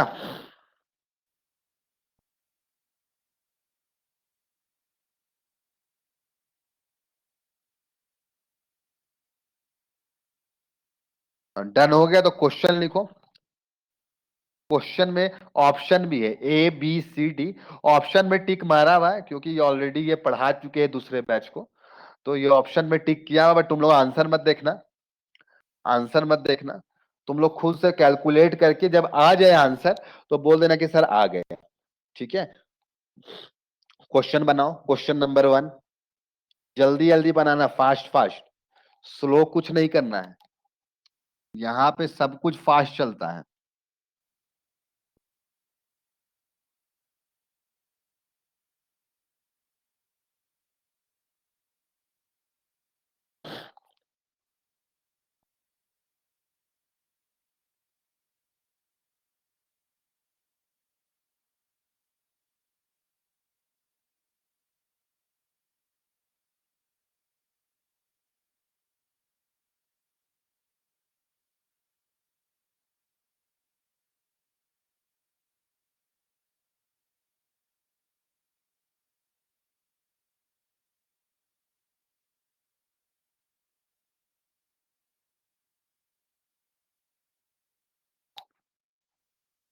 जिसका बन जाएगा वो लिखेगा कि सर मेरा आंसर आ गया। जल्दी जल्दी बनाओ। आई होप बहुत इजी क्वेश्चंस है। जिस जिस जिस जिस पर बात किया जाएगा उसी उसी को यूज करना। ऐसा नहीं कि तुम्हें पूछा गया मोमेंटम और तुम लैम्डा वाला लगा दिया फॉर्मूला। ध्यान रखना, तुम्हें मोमेंटम पूछा गया और लैम्डा वाला मत लगा देना।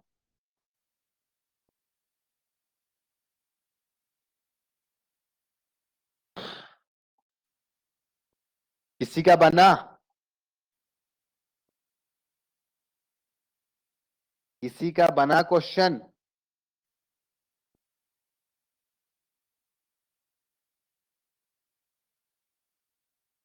हाँ प्रतीक, वेरी गुड। अंजना का भी बन गया, प्रतीक का भी बन गया,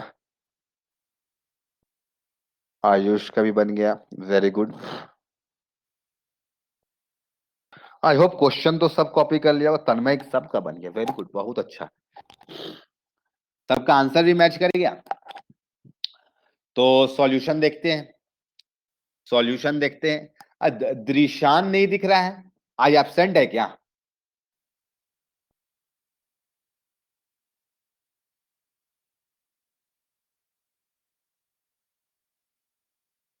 ओ अच्छा, चलो ठीक है। तो तुम्हें लिखा हुआ है क्वेश्चन में कि अनसर्टेनिटी पोजीशन का और मोमेंटम का इक्वल है। मेरे भाई दोनों को इक्वल लिख दिए। जो क्वेश्चन में गिवन था, जो एरर में लिखा हुआ था कि दोनों का एरर इक्वल है, हमने एरर को इक्वल लिख दिया। और अपने को एक फॉर्मूला पता है कि delta x into delta P में मिनिमम एरर जो होगा एच अपॉन 4 पाई होगा, सबको पता है ये फॉर्मूला, बच्चे बच्चे को पता है। अब सिंस तुम्हें अनसर्टेनिटी इन वेलोसिटी चाहिए, तो अगर तुम डेल्टा पी को डेल्टा एक्स से रिप्लेस करोगे तो आई होप आप बहुत बड़े डैश हो। ठीक है, क्योंकि फिर लगाना पड़ेगा दोबारा ये फॉर्मूला को। तो मेरे भाई हमें आसान क्या पड़ेगा कि डेल्टा एक्स को डेल्टा पी से रिप्लेस कर दो। वैसे तो दोनों को रिप्लेस कर सकते हो, लेकिन हम क्या बताए, आपका अप्रोच ऐसा होना चाहिए कि आंसर फास्ट आ जाए, आंसर फास्ट आए। तो डेल्टा पी से जैसे ही रिप्लेस करेंगे तो डेल्टा पी का स्क्वायर हो जाएगा is equal to h upon 4 pi. तो डेल्टा पी कितना आ जाएगा, under root h upon 4 pi. और सिंस डेल्टा पी क्या होता है, मास इनटू डेल्टा वी, तो मेरे भाई बस लगा दो। ये 4 को बाहर कर दिए, 2 कर दिए, तो ये m नीचे चल जाएगा तो 1/2m under root h by pi हो जाएगा। तो फटाफट क्वेश्चन नंबर 2 बनाओ, क्वेश्चन नंबर 2 बनाओ। इस बार सबका बन जाना चाहिए। हाँ फिर से आंसर गिवन है, आंसर मैच करा लेना। ठीक है, जिसका आ जाएगा उसी तरीके से जवाब देगा कि हाँ सर आ गया मेरा आंसर, मैच भी करना चाहिए।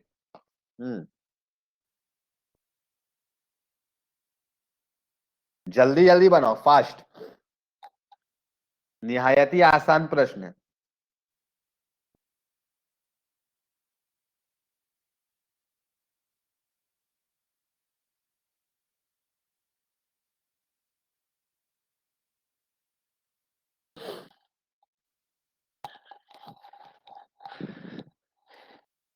सारे बच्चे वाले क्वेश्चन चल रहे हैं अभी।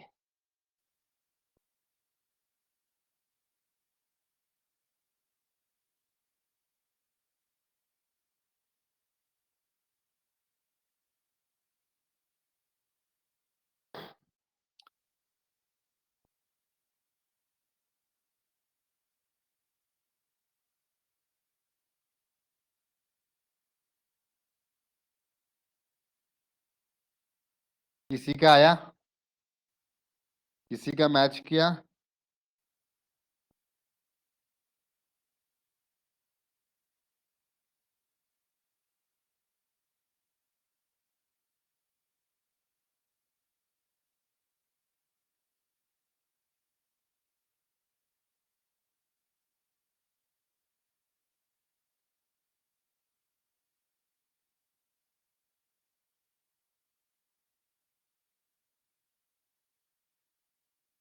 दो तीन लोग का आ गया है, वेरी गुड।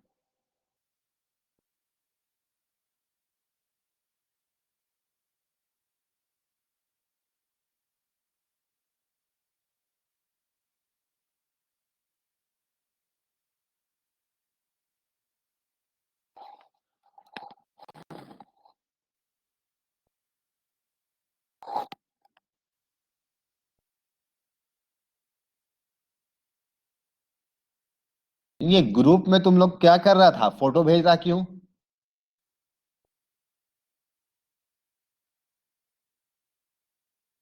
कौन है? स्माइली फेस बनाया हुआ है।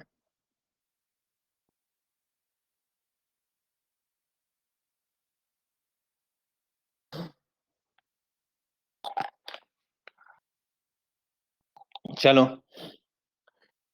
क्वेश्चन है कि इस बार अनसर्टेनिटी जो है, एरर जो है वेलोसिटी में और पोजीशन में सेम है, तो कर दो। Delta x is equal to delta v कर दिए, delta x is equal to delta v कर देंगे, और अपने को डेल्टा एक्स और डेल्टा वी वाला फॉर्मूला पता है। फिर से तुम चाहो तो डेल्टा वी को जगह पे डेल्टा एक्स लिख सकते हो, लेकिन मेरे भाई फिर से गलती होगा। क्यों उतना लंबा करोगे? मेरे हिसाब से आसान है कि डेल्टा एक्स को डेल्टा वी लिख दो, लिख दो। तो डेल्टा वी का स्क्वायर कितना आ जाएगा? H by four pi m हो जाएगा ना, under root h by four pi m का अंडर रूट। और सिंस डेल्टा पी कितना होता है? एम इंटू डेल्टा वी, और ये एक एम बाहर है और एक एम अंदर, तो मेरे भाई ये अंदर चल जाएगा। तो ये कैलकुलेशन है, बहुत सर आसान सा। हाँ, सर मैंने जब सॉल्व किया सर तो इनइक्वालिटी लेके भी सॉल्व किया तो सर यही आ गया सर, मतलब delta p is sir greater than और इक्वल टू हाँ, h m by four by. हाँ, तो हाँ। सर उसके बाद क्या करते मतलब सर, मतलब तो अगर हम लोग इनइक्वालिटी जब भी लेके सर। जब भी जब भी हम लोग को देखो, मैक्सिमम एरर तो बहुत हो सकता है, कुछ भी हो सकता है। मैक्सिमम एरर तो हम लोग नहीं ना बता सकते कितना होगा, लेकिन हाँ अपने को मिनिमम बता सकते हैं, मिनिमम एरर इक्वल होगा। मैक्सिमम का तो इन्फिनिटी हो जाएगा एरर। तो अब इस हिसाब से तो मैक्सिमम अगर कभी भी क्वेश्चन में पूछे तो उसका हिसाब से तो इन्फिनिटी जवाब होना चाहिए, है ना? यस तो इसीलिए हमेशा क्वेश्चन में ये अंडरस्टूड होता है कि मिनिमम वाला निकालना है। हमेशा ये अंडरस्टूड होता है, जब भी निकालना हो मिनिमम निकालना होगा। ठीक है, अब फिर यस। से अगला इजी क्वेश्चन, अगला इजी क्वेश्चन मेरे भाई। ठीक है, छुपा देते, नहीं तो तुम लोग सॉल्यूशन ही देख लेगा।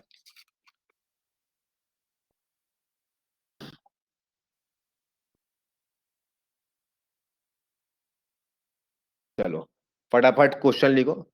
हाँ, 7/22 है, ये लास्ट में 7/22 है, बहुत मजा आया करने में। क्वेश्चन अच्छा इजी सा क्वेश्चन है, इजी प्रश्न है, सबसे बन जाना चाहिए, सबसे बन जाना चाहिए। इजी सा क्वेश्चन है, अच्छा लगेगा बना करके, आपको खुशी मिलेगी। लास्ट में 7/22 नैनोमीटर है।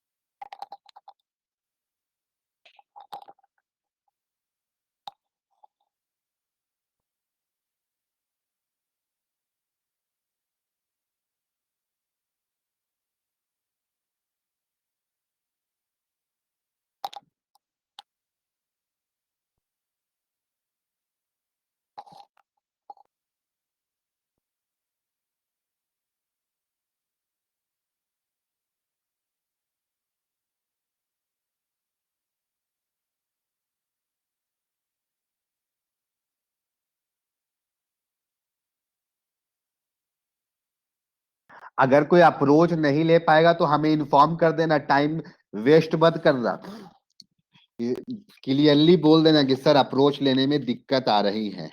ठीक है। हाँ, तन्मय लिख दिया कि सर नहीं आ रहा है समझ क्वेश्चन। यही आईआईटी है मेरे भाई, यही आईआईटी है। हाँ प्रतीश, यही आईआईटी है।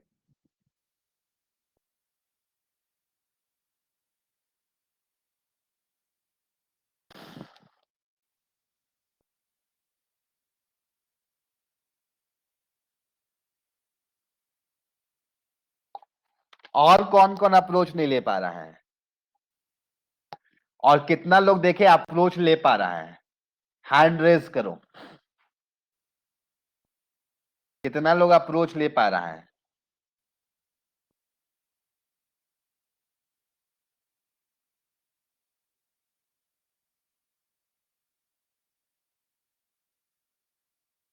प्रांशु ट्राई कर रहा है।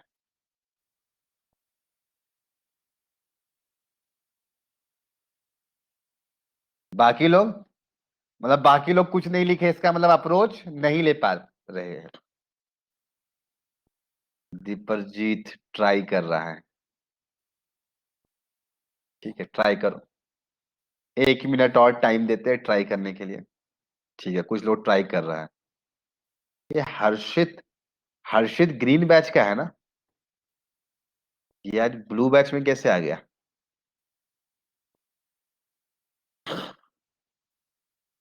अच्छा, उसमें भी होगा। ठीक है, दो अलग अलग हर्षित होगा।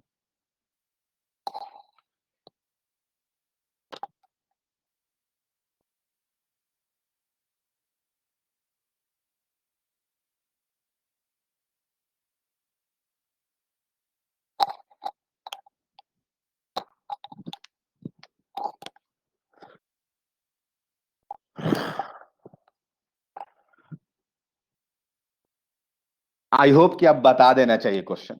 मैक्सिमम लोग अप्रोच नहीं ले पा रहा होगा। ठीक है, कोई बात नहीं, ये सीखना है अभी। ठीक है, यहाँ पे जो भी क्वेश्चन देते हैं वो सिखाने के लिए ही देते हैं तुम्हें। तो पहले क्वेश्चन को रीड करते हैं, फिर क्वेश्चन को समझते हैं, फिर दिमाग लगाएंगे। आपको अनसर्टेनिटी निकालना है डिब्रोगली वेवलेंथ में, यानी डेल्टा लैम्डा निकालना। ये क्वेश्चन आपको क्लियर कर दिया कि बेटा तुम डेल्टा लैम्डा निकाल लेना। क्वेश्चन में एक क्लियर क्लियर कट लिख दिया पहले लाइन में कि तुम्हें निकालना है डिब्रोगली वेवलेंथ में। ठीक है, अनसर्टेनिटी एरर निकालना है। पहला क्वेश्चन समझ में आना चाहिए। यूनिट उसका एंगस्ट्रॉम में रहना है, ये भी लिख दिया तुम्हें, एकदम क्लियर क्लियर कट लिखा हुआ है। कब निकालना है? जब इलेक्ट्रॉन को एक्सिलरेट कराया गया है 6 वोल्ट के पोटेंशियल डिफरेंस से, और पोजीशन में अनसर्टेनिटी दिया हुआ है। मेरे भाई जानबूझ के दिया है 7/22, एक्चुअल में 22/7 को पाई बोलते हैं, तो 7/22 को 1/पाई बोलेंगे। ठीक है, तो मेरे भाई अपने पास में एक ही फॉर्मूला है लैम्डा का अनसर्टेनिटी निकालने का, delta x into delta lambda is equal to lambda square upon 4 pi. हमें डेल्टा एक्स पता करना पड़ेगा, जो कि क्वेश्चन में गिवन है। कितना गिवन है? 7/222, 1/पाई। ये तुम्हें नोन है, डेल्टा एक्स पता है तुम्हें। लैम्डा तुम्हें पता नहीं है, लैम्डा तो निकालना पड़ेगा। 4 पाई तो पता है, तो लैम्डा अगर पता चल जाए तो सवाल बन गया। अगर लैम्डा निकल जाए तो सवाल बन गया। मेरे भाई लैम्डा पोटेंशियल डिफरेंस लिख दिया है, क्वेश्चन में पोटेंशियल डिफरेंस लिख दिया है। इसका मतलब लैम्डा में बस एक ही फॉर्मूला लग सकता है, h/√2m इंटू QV वाला। h का वैल्यू नोन, इलेक्ट्रॉन एक्सेलरेट हो रहा है, इलेक्ट्रॉन का मास लिख दो, 2 तो 2 है, और उसका चार्ज भी पता है तुम्हें, और पोटेंशियल डिफरेंस भी लिखा हुआ है 6। तो मेरे भाई इसको मल्टीप्लाई कर दो 6 इंटू 6, सब कुछ कर दो, इंटू 6 कर दो। ठीक है, अच्छा सॉरी, यहां पे पहले ही हम 12 लिख दिए हैं, तो 1 6 2 12 को यहाँ पे 1 2 लिख दिए, तो 6 लिखने की जरूरत नहीं है। कैलकुलेशन किए लैम्डा का कुछ वैल्यू आ गया, ये आया, ये आ गया लैम्डा का वैल्यू, लैम्डा का वैल्यू ये आ गया। कैलकुलेशन कर सकते हैं आप लोग, कैलकुलेटर अलाउड रखे हुए थे आप यहां पर। अब जब लैम्डा का वैल्यू पता चल गया तो लैम्डा का स्क्वायर कर देंगे, बाई 4 पाई कर दिए, और यहां पे डेल्टा एक्स का वैल्यू 1 बाई पाई, और सिंस वो नैनोमीटर में था तो 10 का पावर -9 लिख देंगे। पाई पाई गुड बाई, ठीक है मेरे भाई। और यहां से डेल्टा लैम्डा निकल गया, ये मीटर्स में आएगा, और फिर फर्दर इसको हम एंगस्ट्रॉम में कन्वर्ट कर देंगे। सबको समझ आया, यस या नो? बहुत ही मजेदार क्वेश्चन है, समझ आया यस या नो? जल्दी से बताओ, और जिससे समझ में आ गया वो छाप भी लेना। हर्षित समझ गया। कोई इस मेथड से अप्रोच ले पा रहा था, यस या नो? कोई lambda is equal to h upon 2 under root 2m q v लगा पाया था कि नहीं लगा पाया था? मेरे बताने से पहले, मेरा सॉल्यूशन देखने से पहले सत्यम लगाया था। वेरी गुड सत्यम।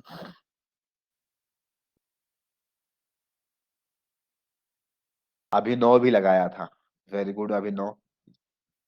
सर बस कैलकुलेट नहीं किए थे आयुष, ठीक है, वेरी गुड आयुष।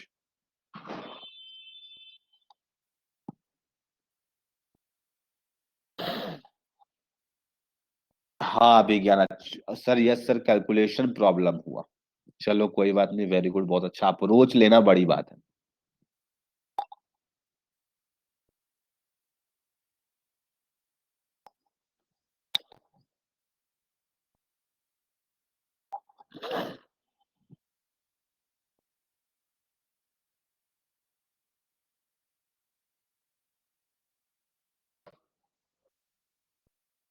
ठीक है, आई होप कॉपी कर लिया होगा सब कोई। कैलकुलेशन है, आंसर छापो और आगे निकलो। अब लिमिटेशन नंबर 4 बता देते हैं आप लोग को। लिमिटेशन नंबर 4, लिमिटेशन नंबर 4, ठीक है, आगे बढ़ते हैं हम लोग। देखो क्या चीज है, बोर्स हम लोगों को क्या बताए थे? बोर्स हम लोग को बताए थे कि अगर शेल नंबर 2 से इलेक्ट्रॉन आएगा 1 में, तुम लोग जवाब देना चैट में हमें, ठीक है, अभी वहां पर काम है। अगर बताना शेल नंबर 2 से इलेक्ट्रॉन 1 में आएगा तो कितना रेडिएशन इमिट होगा और कितना लाइंस बनेगा स्पेक्ट्रम में, जल्दी से बताओ। कितना लाइंस एमिट होगा, पहला सवाल ये, कितना रेडिएशन एमिट होगा जब 2 से 1 में आएगा, और कितना लाइंस बनेगा एमिशन स्पेक्ट्रम में। हमें पता है वीडियो चला गया, लेकिन जवाब आप लोग दे सकते हैं।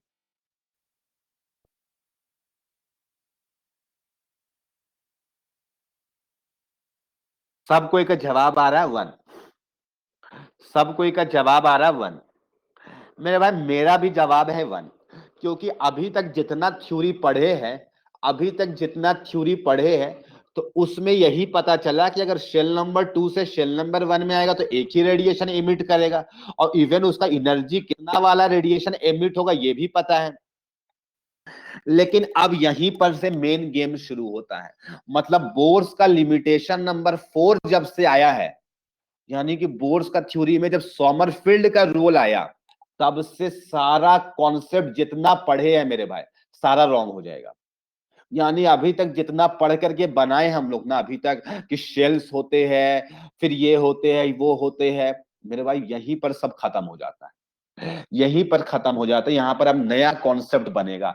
यानी तुम बोल सकते हो कि अब तक जितना पढ़े, जितना बोर्स बताए, जितना रदरफोर्ड बताए, जितना थॉमसन बताए, सब गलत हो चुका। यहीं पर से अब नया थ्योरी जनरेट होगा।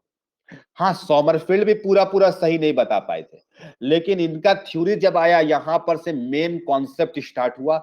बोल सकते हो यहां पर से अब सही डायरेक्शन में सब कुछ चलेगा। मेरे भाई सोमरफील्ड थोड़ा सा तेज आदमी थे, तेज साइंटिस्ट थे। उन्होंने थोड़ा सा अच्छा हाई रिजोल्यूशन कैमरा लिए। हाई रिजोल्यूशन माइक्रोस्कोप लेने के बाद उन्होंने ये लाइंस को, ये स्पेक्ट्रम को देखना शुरू किया। ठीक है, ये जब स्पेक्ट्रम को देखना शुरू किए, उन्होंने क्या की, सोमरफील्ड ने, कि शेल नंबर 2 से शेल नंबर 1 में इलेक्ट्रॉन ट्रांजिट करवाए, यानी 2 से इलेक्ट्रॉन 1 में आया। यानी बोल सकते हो कि सोमरफील्ड एक महंगा वाला कैमरा ले लिए थे। ठीक है, तो जो हम लोग को बोर्स बता रखे थे कि अगर शेल नंबर 2 से शेल नंबर 1 में कोई इलेक्ट्रॉन आएगा तो केवल एक ही रेडिएशन एमिट होगा, और जो लाइंस बनेंगे फोटोग्राफिक प्लेट में वो एक लाइन बनेंगे। लेकिन मेरे भाई, जब हाई रिजोल्यूशन कैमरा से, माइक्रोस्कोप से जब देखा गया, तो दिखा कि वो एक्चुअली में एक लाइन नहीं है, बल्कि ये दो फाइन लाइंस है, दो पतले पतले फाइन लाइंस है। इस तरीके का, मतलब ऑलमोस्ट दोनों का एनर्जी सेम है, यानी दोनों सटे सटे हुए दो फाइन लाइंस है। यहाँ पे तो हम अलग बना दिए, यहाँ पे बना हुआ देखो, हम λ1 और λ2 लिखे, यानी अगर एक का वेवलेंथ 5 है तो दूसरे वाले का 5.01 है। कब देखा गया? जब ये हाई रिजोल्यूशन माइक्रोस्कोप से देख रहे थे। कौन? सोमरफील्ड। मेरे भाई, आप सब गेम हो गया शुरू यहीं पर से, कि सवाल है जब शेल नंबर 2 से 1 में आएगा तो अब तक का यही कॉन्सेप्ट था कि एक ही रेडिएशन एमिट होगा, लेकिन दो रेडिएशन कैसे हो सकता है? फिर अगला प्रश्न ये तो हो गया, जब शेल नंबर 3 से 1 में, ये नहीं, एक ही इलेक्ट्रॉन है, जब शेल नंबर 3 से 1 में आएगा तो मैक्सिमम क्या होना चाहिए? 2 होना चाहिए रेडिएशन, यानी 2 लाइंस होने चाहिए। बट फिर से देखा क्या गया कि वो ज्यादा सारा लाइन है, 2 से कहीं ज्यादा लाइंस है, और सारे उसमें से बहुत सारे फाइन लाइंस हैं, फाइन लाइन, पतले पतले लाइंस है। सवाल है, ये फाइन लाइंस कहां से आ जा रहे हैं? ये तो एक काउंट होने चाहिए, बट ये 2 कैसे काउंट हो सकते हैं? तो इन्होंने, सोमरफील्ड बोले कि सिंस दोनों लैम्डा का वैल्यू अप्रोक्सीमेटली सेम है, अप्रोक्सीमेटली, एग्जैक्ट सेम नहीं है, अगर एग्जैक्ट सेम हो जाएगा तो दोनों सेम हो जाएगा, अप्रोक्सीमेटली सेम है, यानी दोनों एक दूसरे के क्लोजर है, λ1 और λ2 क्लोजर है। इसका मतलब जो रेडिएशंस आई है, यानी कि जो रेडिएशंस आई है, उस रेडिएशंस की एनर्जी भी ऑलमोस्ट सेम होगी, है ना? यही लाइन समझ में आ रहा है, क्योंकि दोनों लाइंस का वेवलेंथ चिपका चिपका हुआ है, तो वेवलेंथ ऑलमोस्ट सेम है, तो इसका मतलब एनर्जी भी ऑलमोस्ट सेम होगा। और सवाल है कि शेल नंबर 2 से ही आ रहा है, इसका मतलब कहां से आ सकता है? ये शेल नंबर 2 है मान लिए, तो शेल नंबर 2 से अगर कोई भी आएगा तो एक ही लाइन आ सकता है। इसका मतलब शेल नंबर 2 के अंदर में कोई दो चीजें हैं, अगर इससे आएगा तो λ1 होगा, और इससे आएगा तो λ2 होगा, और दोनों का एनर्जी ऑलमोस्ट सेम है, तभी ऐसा हो रहा है, तभी ऐसा हो रहा है। बोलो, लग रहा है कि नहीं ऐसा ही कुछ होता होगा, तभी ऐसा दिखाई दे रहा है? दो फाइन लाइंस तब दिखाई देंगे जब ऑलमोस्ट एनर्जी सेम होगा, और अगर एक ही चीज होगा शेल नंबर 2 के अंदर पे, तब तो एक ही लाइन आता। इसका मतलब शेल के अंदर में भी कुछ ना कुछ है, और वो दो चीजें हैं, अगर पहले वाले से आएगा तो λ1, दूसरे वाले से आएगा तो λ2, और दोनों का एनर्जी थोड़ा सा फर्क है। बोलो, ये लाइन जो बोल रहे हैं समझ में आ रही है? क्या बोलना चाह रहे हैं? यस या नो? जल्दी बोलो, जल्दी बोलो। हाँ, जो बात कह रहे हैं वो समझ में आनी चाहिए। हाँ बोलो। ये सर, अगर दो चीज है सर, तो मतलब सर, या फिर सर, या फिर वन वेवलेंथ वाला आना चाहिए या फिर टू आना चाहिए सर, दोनों एक साथ क्यों आ रहे हैं सर? हाँ, मतलब लैम्डा। एग्जैक्टली यही, इसका मतलब यही कुछ हो रहा है कि शेल नंबर 2 के अंदर में कुछ चीजें हैं, यही बोल सकते हैं हम लोग, और दोनों का एनर्जी में हल्का हल्का डिफरेंस है, तभी ऐसा हो रहा है, अदरवाइज एक ही लाइन आएगा। तो सवाल है कि ये ऐसा कैसे हो सकता है? तो सोमरफील्ड यहां पर एक थ्योरी दी है। क्या बताए, क्या बताए यहां पर, कि सेल के अंदर में, जैसे हम लोग बोलते हैं ना, टॉपिक के अंदर में सब टॉपिक होता है, पढ़ाई करते हैं तो टॉपिक के अंदर में ये सब टॉपिक है, उसी तरीके से इन्होंने एक बात कही। क्या बात कही? कि शेल्स जो होते हैं उसके अंदर में भी कुछ चीजें होते हैं, उसका नाम रख दिए ये सब शेल्स। क्या बोल दिए? सब शेल्स नाम दे दिए। बोले कि सिर्फ शेल नहीं होता है, सेल के अंदर में भी कुछ चीजें होती है और उसका नाम रख दिए वो सब शेल्स। यानी एक नया कॉन्सेप्ट आ गया इनके थ्योरी में, यहां पर से एक सब शेल्स का कॉन्सेप्ट आ गया। यानी पहले तो हम लोग जानते थे कि एटम होता है, एटम के अंदर में इलेक्ट्रॉन्स होते हैं, बाद में पता चला इलेक्ट्रॉन्स ऑर्बिट्स में होते हैं जिसको शेल्स कहते हैं। अब मेरे भाई नया बात पता चल गया कि ये सब शेल्स होते हैं। शेल के अंदर में भी क्या होता है, सब शेल्स होता है, और नहीं पता हमें क्या क्या अंदर पे होता होगा, आगे पता चलेगा सब। अब ये इन्होंने क्या बात कही कि इसमें से जो शेल्स के अंदर में जो सब शेल्स होते हैं, जिसमें से एक सर्कुलर होगा बाकी एलिप्टिकल होगा। तुम बोल सकते हो 3D में बात करेंगे तो स्फेरिकल होगा और बाकी सारे एलिप्टिकल होगा। ठीक है, 3 डायमेंशनल में सोच लेना, हम लोग 2 डायमेंशनल में बात कर रहे हैं। क्या बताई इन्होंने बात कि एक उसमें से सर्कुलर होगा, उसके अलावा जो बाकी सारे होंगे वो एलिप्टिकल होंगे। इतनी बातें बोल करके रुक नहीं गए, इन्होंने एक बात कही एलिप्स से रिलेट की। कैसे एलिप्स से रिलेट हुआ मेरे भाई? एलिप्स अभी आप लोगों को हमें पता है कि नहीं पढ़ाई हुआ होगा, हम समझा देते जितना यहाँ पे काम है। एलिप्स का शेप ऐसा होता है, एलिप्स का शेप ऐसा होता है, ये जो छोटा वाला एक्सिस वाई एक्सिस के अलोंग जो लाइन दिख रहा है ये वाला, इसे बोलते हैं माइनर एक्सिस, और ये वाला जो है इसे बोलते हैं मेजर एक्सिस। ठीक है, माइनर छोटा वाले को बोलते हैं और मेजर बड़े वाले को कहते हैं। इन्होंने रिलेट कर दी मेजर एक्सिस का जो लेंथ होगा, मेजर एक्सिस हमेशा बड़ा होगा मेरे भाई, ध्यान रखना, मेजर मेजर होगा, माइनर माइनर होगा। ठीक है, मेजर आर्क माइनर आर्क आप लोग सेक्टर वेक्टर पढ़ते होंगे बचपन में। तो भाई मेजर एक्सिस को बोल दिए वो एन, किससे डिनोट कर दिए? एन। एन क्या है? Shell number. और माइनर एक्सिस को क्या बोल दिए वो? के, जिसको सबशेल्स के नाम से आगे पता चलेगा। के को एक्चुअली में सबशेल नहीं बोला गया, ये के नाम बोले। क्या बोले? के। इन्हें अच्छा लगा के, तुम्हें कोई और लेटर अच्छा लगता है तो तुम लिख लेना वहां पे। अब क्या हुआ, अब सुनो, अगर मेजर और माइनर एक्सिस इक्वल हो जाएगा, यानी एन और के इक्वल हो जाएगा, यानी minor axis is equal to major axis हो जाएगा, तो मेरे भाई सर्कल नहीं बन जाएगा, ये एलिप्स क्या बन जाएगा? सर्कल बन जाएगा, है ना मेरे भाई? सर्कल बन जाएगा। और अगर अगर मेरे भाई माइनर एक्सिस का लेंथ 0 हो जाए, माइनर एक्सिस का लेंथ 0 हो, तो ये मेरे भाई चिपक जाएगा, लाइन क्या हो जाएगा? चिपक जाएगा, ये चिपक जाएगा आकर के, माइनर एक्सिस 0 हो गया तो मेरे भाई ये 1 से के का वैल्यू जो है, के का वैल्यू 1, यहाँ पे 0 लिखा हुआ, आपको पीडीएफ जो जाएगा उसमें 0 ही लिखा हुआ रहेगा, उसमें करेक्ट कर लीजिएगा थोड़ा सा। 1 to n, क्यों? ये तुम बोलेगा 0.5 भी तो हो सकता है मेरे भाई, इंटीजर्स चलता है, सारा कुछ इंटीजर्स चलता है। ये क्या बोले? इसे रिलेट कर रहे हैं, ये सही नहीं है मेरे भाई, ये एलिप्स से रिलेट कर रहे हैं, ऐसा मत समझ रहे कि एलिप्स सही बता दिए, ये सब गलत बता रहे हैं। ठीक है, ये सिर्फ कॉन्सेप्ट ऐसा अपना माइंड में इसका थॉट आ रहा है, ये सोच रहे हैं कि ऐसा होता होगा, ये नहीं कि सही ही बोल रहे हैं, इससे रिलेट करे क्या सोचे थे वो उस बात को समझ रहे हैं हम लोग, बस इसमें गलती सलती मत निकालने लगना। तो मेरे भाई ये के को बोले माइनर एक्सिस, तो मेरे भाई हमेशा मेजर बड़ा होगा, और अगर मेजर और माइनर इक्वल हो जाएगा तो सर्कल बन जाएगा, दिखना भी चाहिए, सर्कल बन जाएगा, सब डायमीटर्स हो जाएगा वो।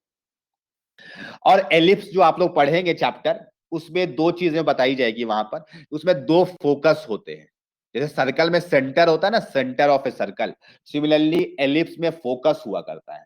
ठीक है, फोकस हुआ करता है, S1 और S2 से रिप्रेजेंट किया जाता है मैथ्स में, इसलिए हम भी S1 और S2 से रिप्रेजेंट करते हैं। तो अगर शेल नंबर 1 होगा तो के का वैल्यू क्या रख सकते हैं? 1 से n, माइनर एक्सिस ऑलवेज क्या होगा?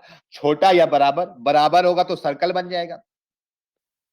तो अगर n का वैल्यू 1 है तो k का वैल्यू भी 1 होगा, तो यानी कि शेल नंबर 1 में केवल एक ही मिलेगा, और क्या मिलेगा? सर्कल मिलेगा। लेकिन जब शेल नंबर 2 होगा तो k का वैल्यू 1 भी रख सकते हो, तो k का वैल्यू अगर 1 होगा तो ऊपर वाला बड़ा नीचे वाला छोटा, तो ये एलिप्स बन जाएगा। और n का वैल्यू 2 है तो k का वैल्यू भी 2 हो सकता है, तो 2 होगा तो सर्कल बन जाएगा। यही से क्या बोले, जिसमें से एक सर्कुलर होगा और बाकी सारे क्या होंगे? एलिप्टिकल होंगे। n इज इक्वल टू 3 होगा तो k का वैल्यू 1 होगा, 2 होगा, 3 होगा, तो 1 और 2 वाला एलिप्स आ जाएगा और 3 वाला सर्कल आ जाएगा। तो मेरे भाई यही गेम हो गया, यहीं पर गेम हो गया। ये बताए हम लोग को कि अगर शेल नंबर 1 है तो के का वैल्यू पॉसिबल क्या है, 1 है, तो ये क्या बन जाएगा, सर्कुलर बन जाएगा।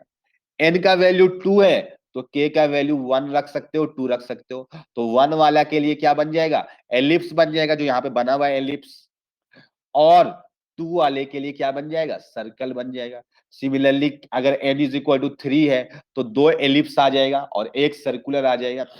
और इन्होंने एक बात और कही, सही कह रहे गलत कह रहे इससे मतलब नहीं है अपने को, वैसे तो गलत ही कह रहे हैं ये, लेकिन थोड़ा सा सही भी है, सबसेल्स का बात सही भी है। जो शेप बता रहे एलिप्स ये गलत है, सर्कल जो बता रहे ये सब गलत है। ये एक बात और कही कि फोकस जो होगा, एक जो फोकस होगा एलिप्स का वो सेंटर पर लाई करेगा सर्कल का। ये सब बात सही बोल सकते हो, गलत बोल सकते हो, गलत ही है वैसे, बट इन्होंने जो बात कही वो कही यहाँ पर, यानी सबसेल्स का कॉन्सेप्ट यहां पर आया, सबसेल्स का कॉन्सेप्ट यहां पर आया। फटाफट कॉपी कर लो। अच्छा एक और बता देते हैं, ये नोट्स में मिल जाएगा, नोट्स से छाप लेना, नोट्स से छाप लेना। हम लिमिटेशन नंबर 4 समझा देते हैं, नोट्स में तो मिल ही जाएगा, कॉपी कर लेना। क्लियर हुआ कि नहीं, सोमरफील्ड जो बात कहे वो क्या कहे वो समझ में आ गया, सही कहे गलत कहे इससे मतलब नहीं है अपने को, जो बात कहे वो समझ आ गया, यस या नो? हाँ वेरी गुड।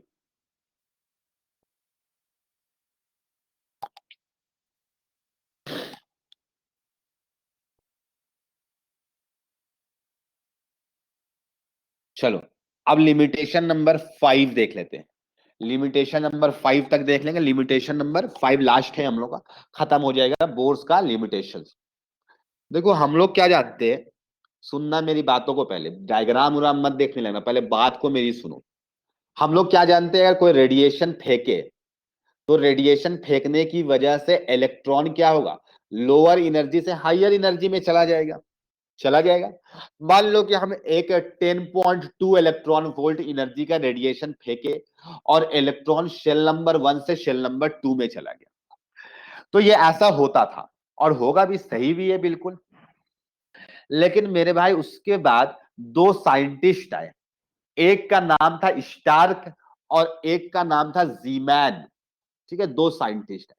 उन्होंने क्या किया, जब 10.2 इलेक्ट्रॉन वोल्ट वाला एनर्जी का रेडिएशन को जब भेज रहे थे तो उन्होंने उस टाइम में इलेक्ट्रिक फील्ड अप्लाई कर दी। क्या कर दिए, इलेक्ट्रिक फील्ड अप्लाई कर दिए। तो जब इलेक्ट्रिक फील्ड अप्लाई किए तो देखा क्या गया, इलेक्ट्रॉन एक्साइट नहीं कर रहे हैं, यानी कि शेल नंबर 1 से शेल नंबर 2 में अब नहीं जा पा रहे हैं। अब इन लोगों को डाउट आया ऐसा क्यों हुआ, हमने इलेक्ट्रिक फील्ड अप्लाई किए तो नहीं जा रहा है, अगर इलेक्ट्रिक फील्ड हटा देते हैं तो चला जाता है। सवाल है क्या गेम हो रहा है। तो जब बहुत स्टडी किए, जब बहुत स्टडी किए तो सिंस आटम में जैसे ही रेडिएशन फेंके और बाहर से इलेक्ट्रिक फील्ड अप्लाई कर दिया, यानी ये आटम है और ये आटम में इलेक्ट्रिक फील्ड पास किए, तो सिंस अगर रेडिएशन एब्जॉर्ब हो जाता तो वो वाला कलर नहीं दिखाई देता, वहां पे डार्क आ जाता, वहां पे डार्क आ जाता।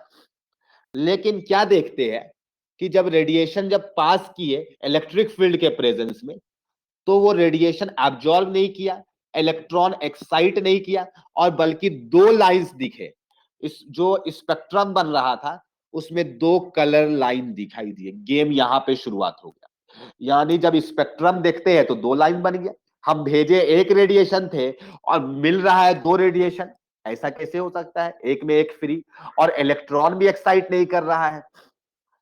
इसका मतलब जब इसका एनर्जी कैलकुलेट किए, जब इस रेडिएशन का एनर्जी λ1 कैसे किए, एनर्जी hc अपॉन λ1, और E2 कैसे कैलकुलेट करेंगे, hc अपॉन λ2, दोनों का अलग अलग एनर्जी निकाले और जो प्रीवियस जो रेडिएशन फेंका गया था उसके बराबर आ रहा था, दोनों का एनर्जी जोड़ करके इसके पहले वाले जो रेडिएशन था ओरिजिनल रेडिएशन के बराबर आ रहा था। इसका मतलब इन लोगों को एक लाइन समझ में आ गया कि इलेक्ट्रिक फील्ड पास करने से लाइन टूट जाते हैं, 2 अलग अलग या 3 अलग अलग लाइंस में टूट जाते हैं, और सिमिलरली मैग्नेटिक फील्ड पास करने से भी लाइन टूट जाते हैं।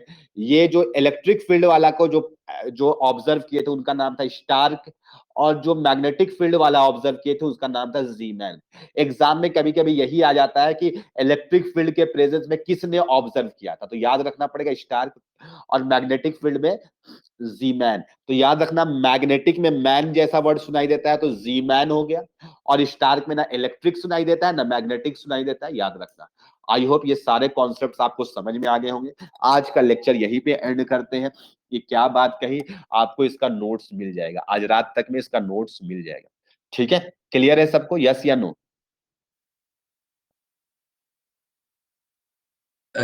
Sir summer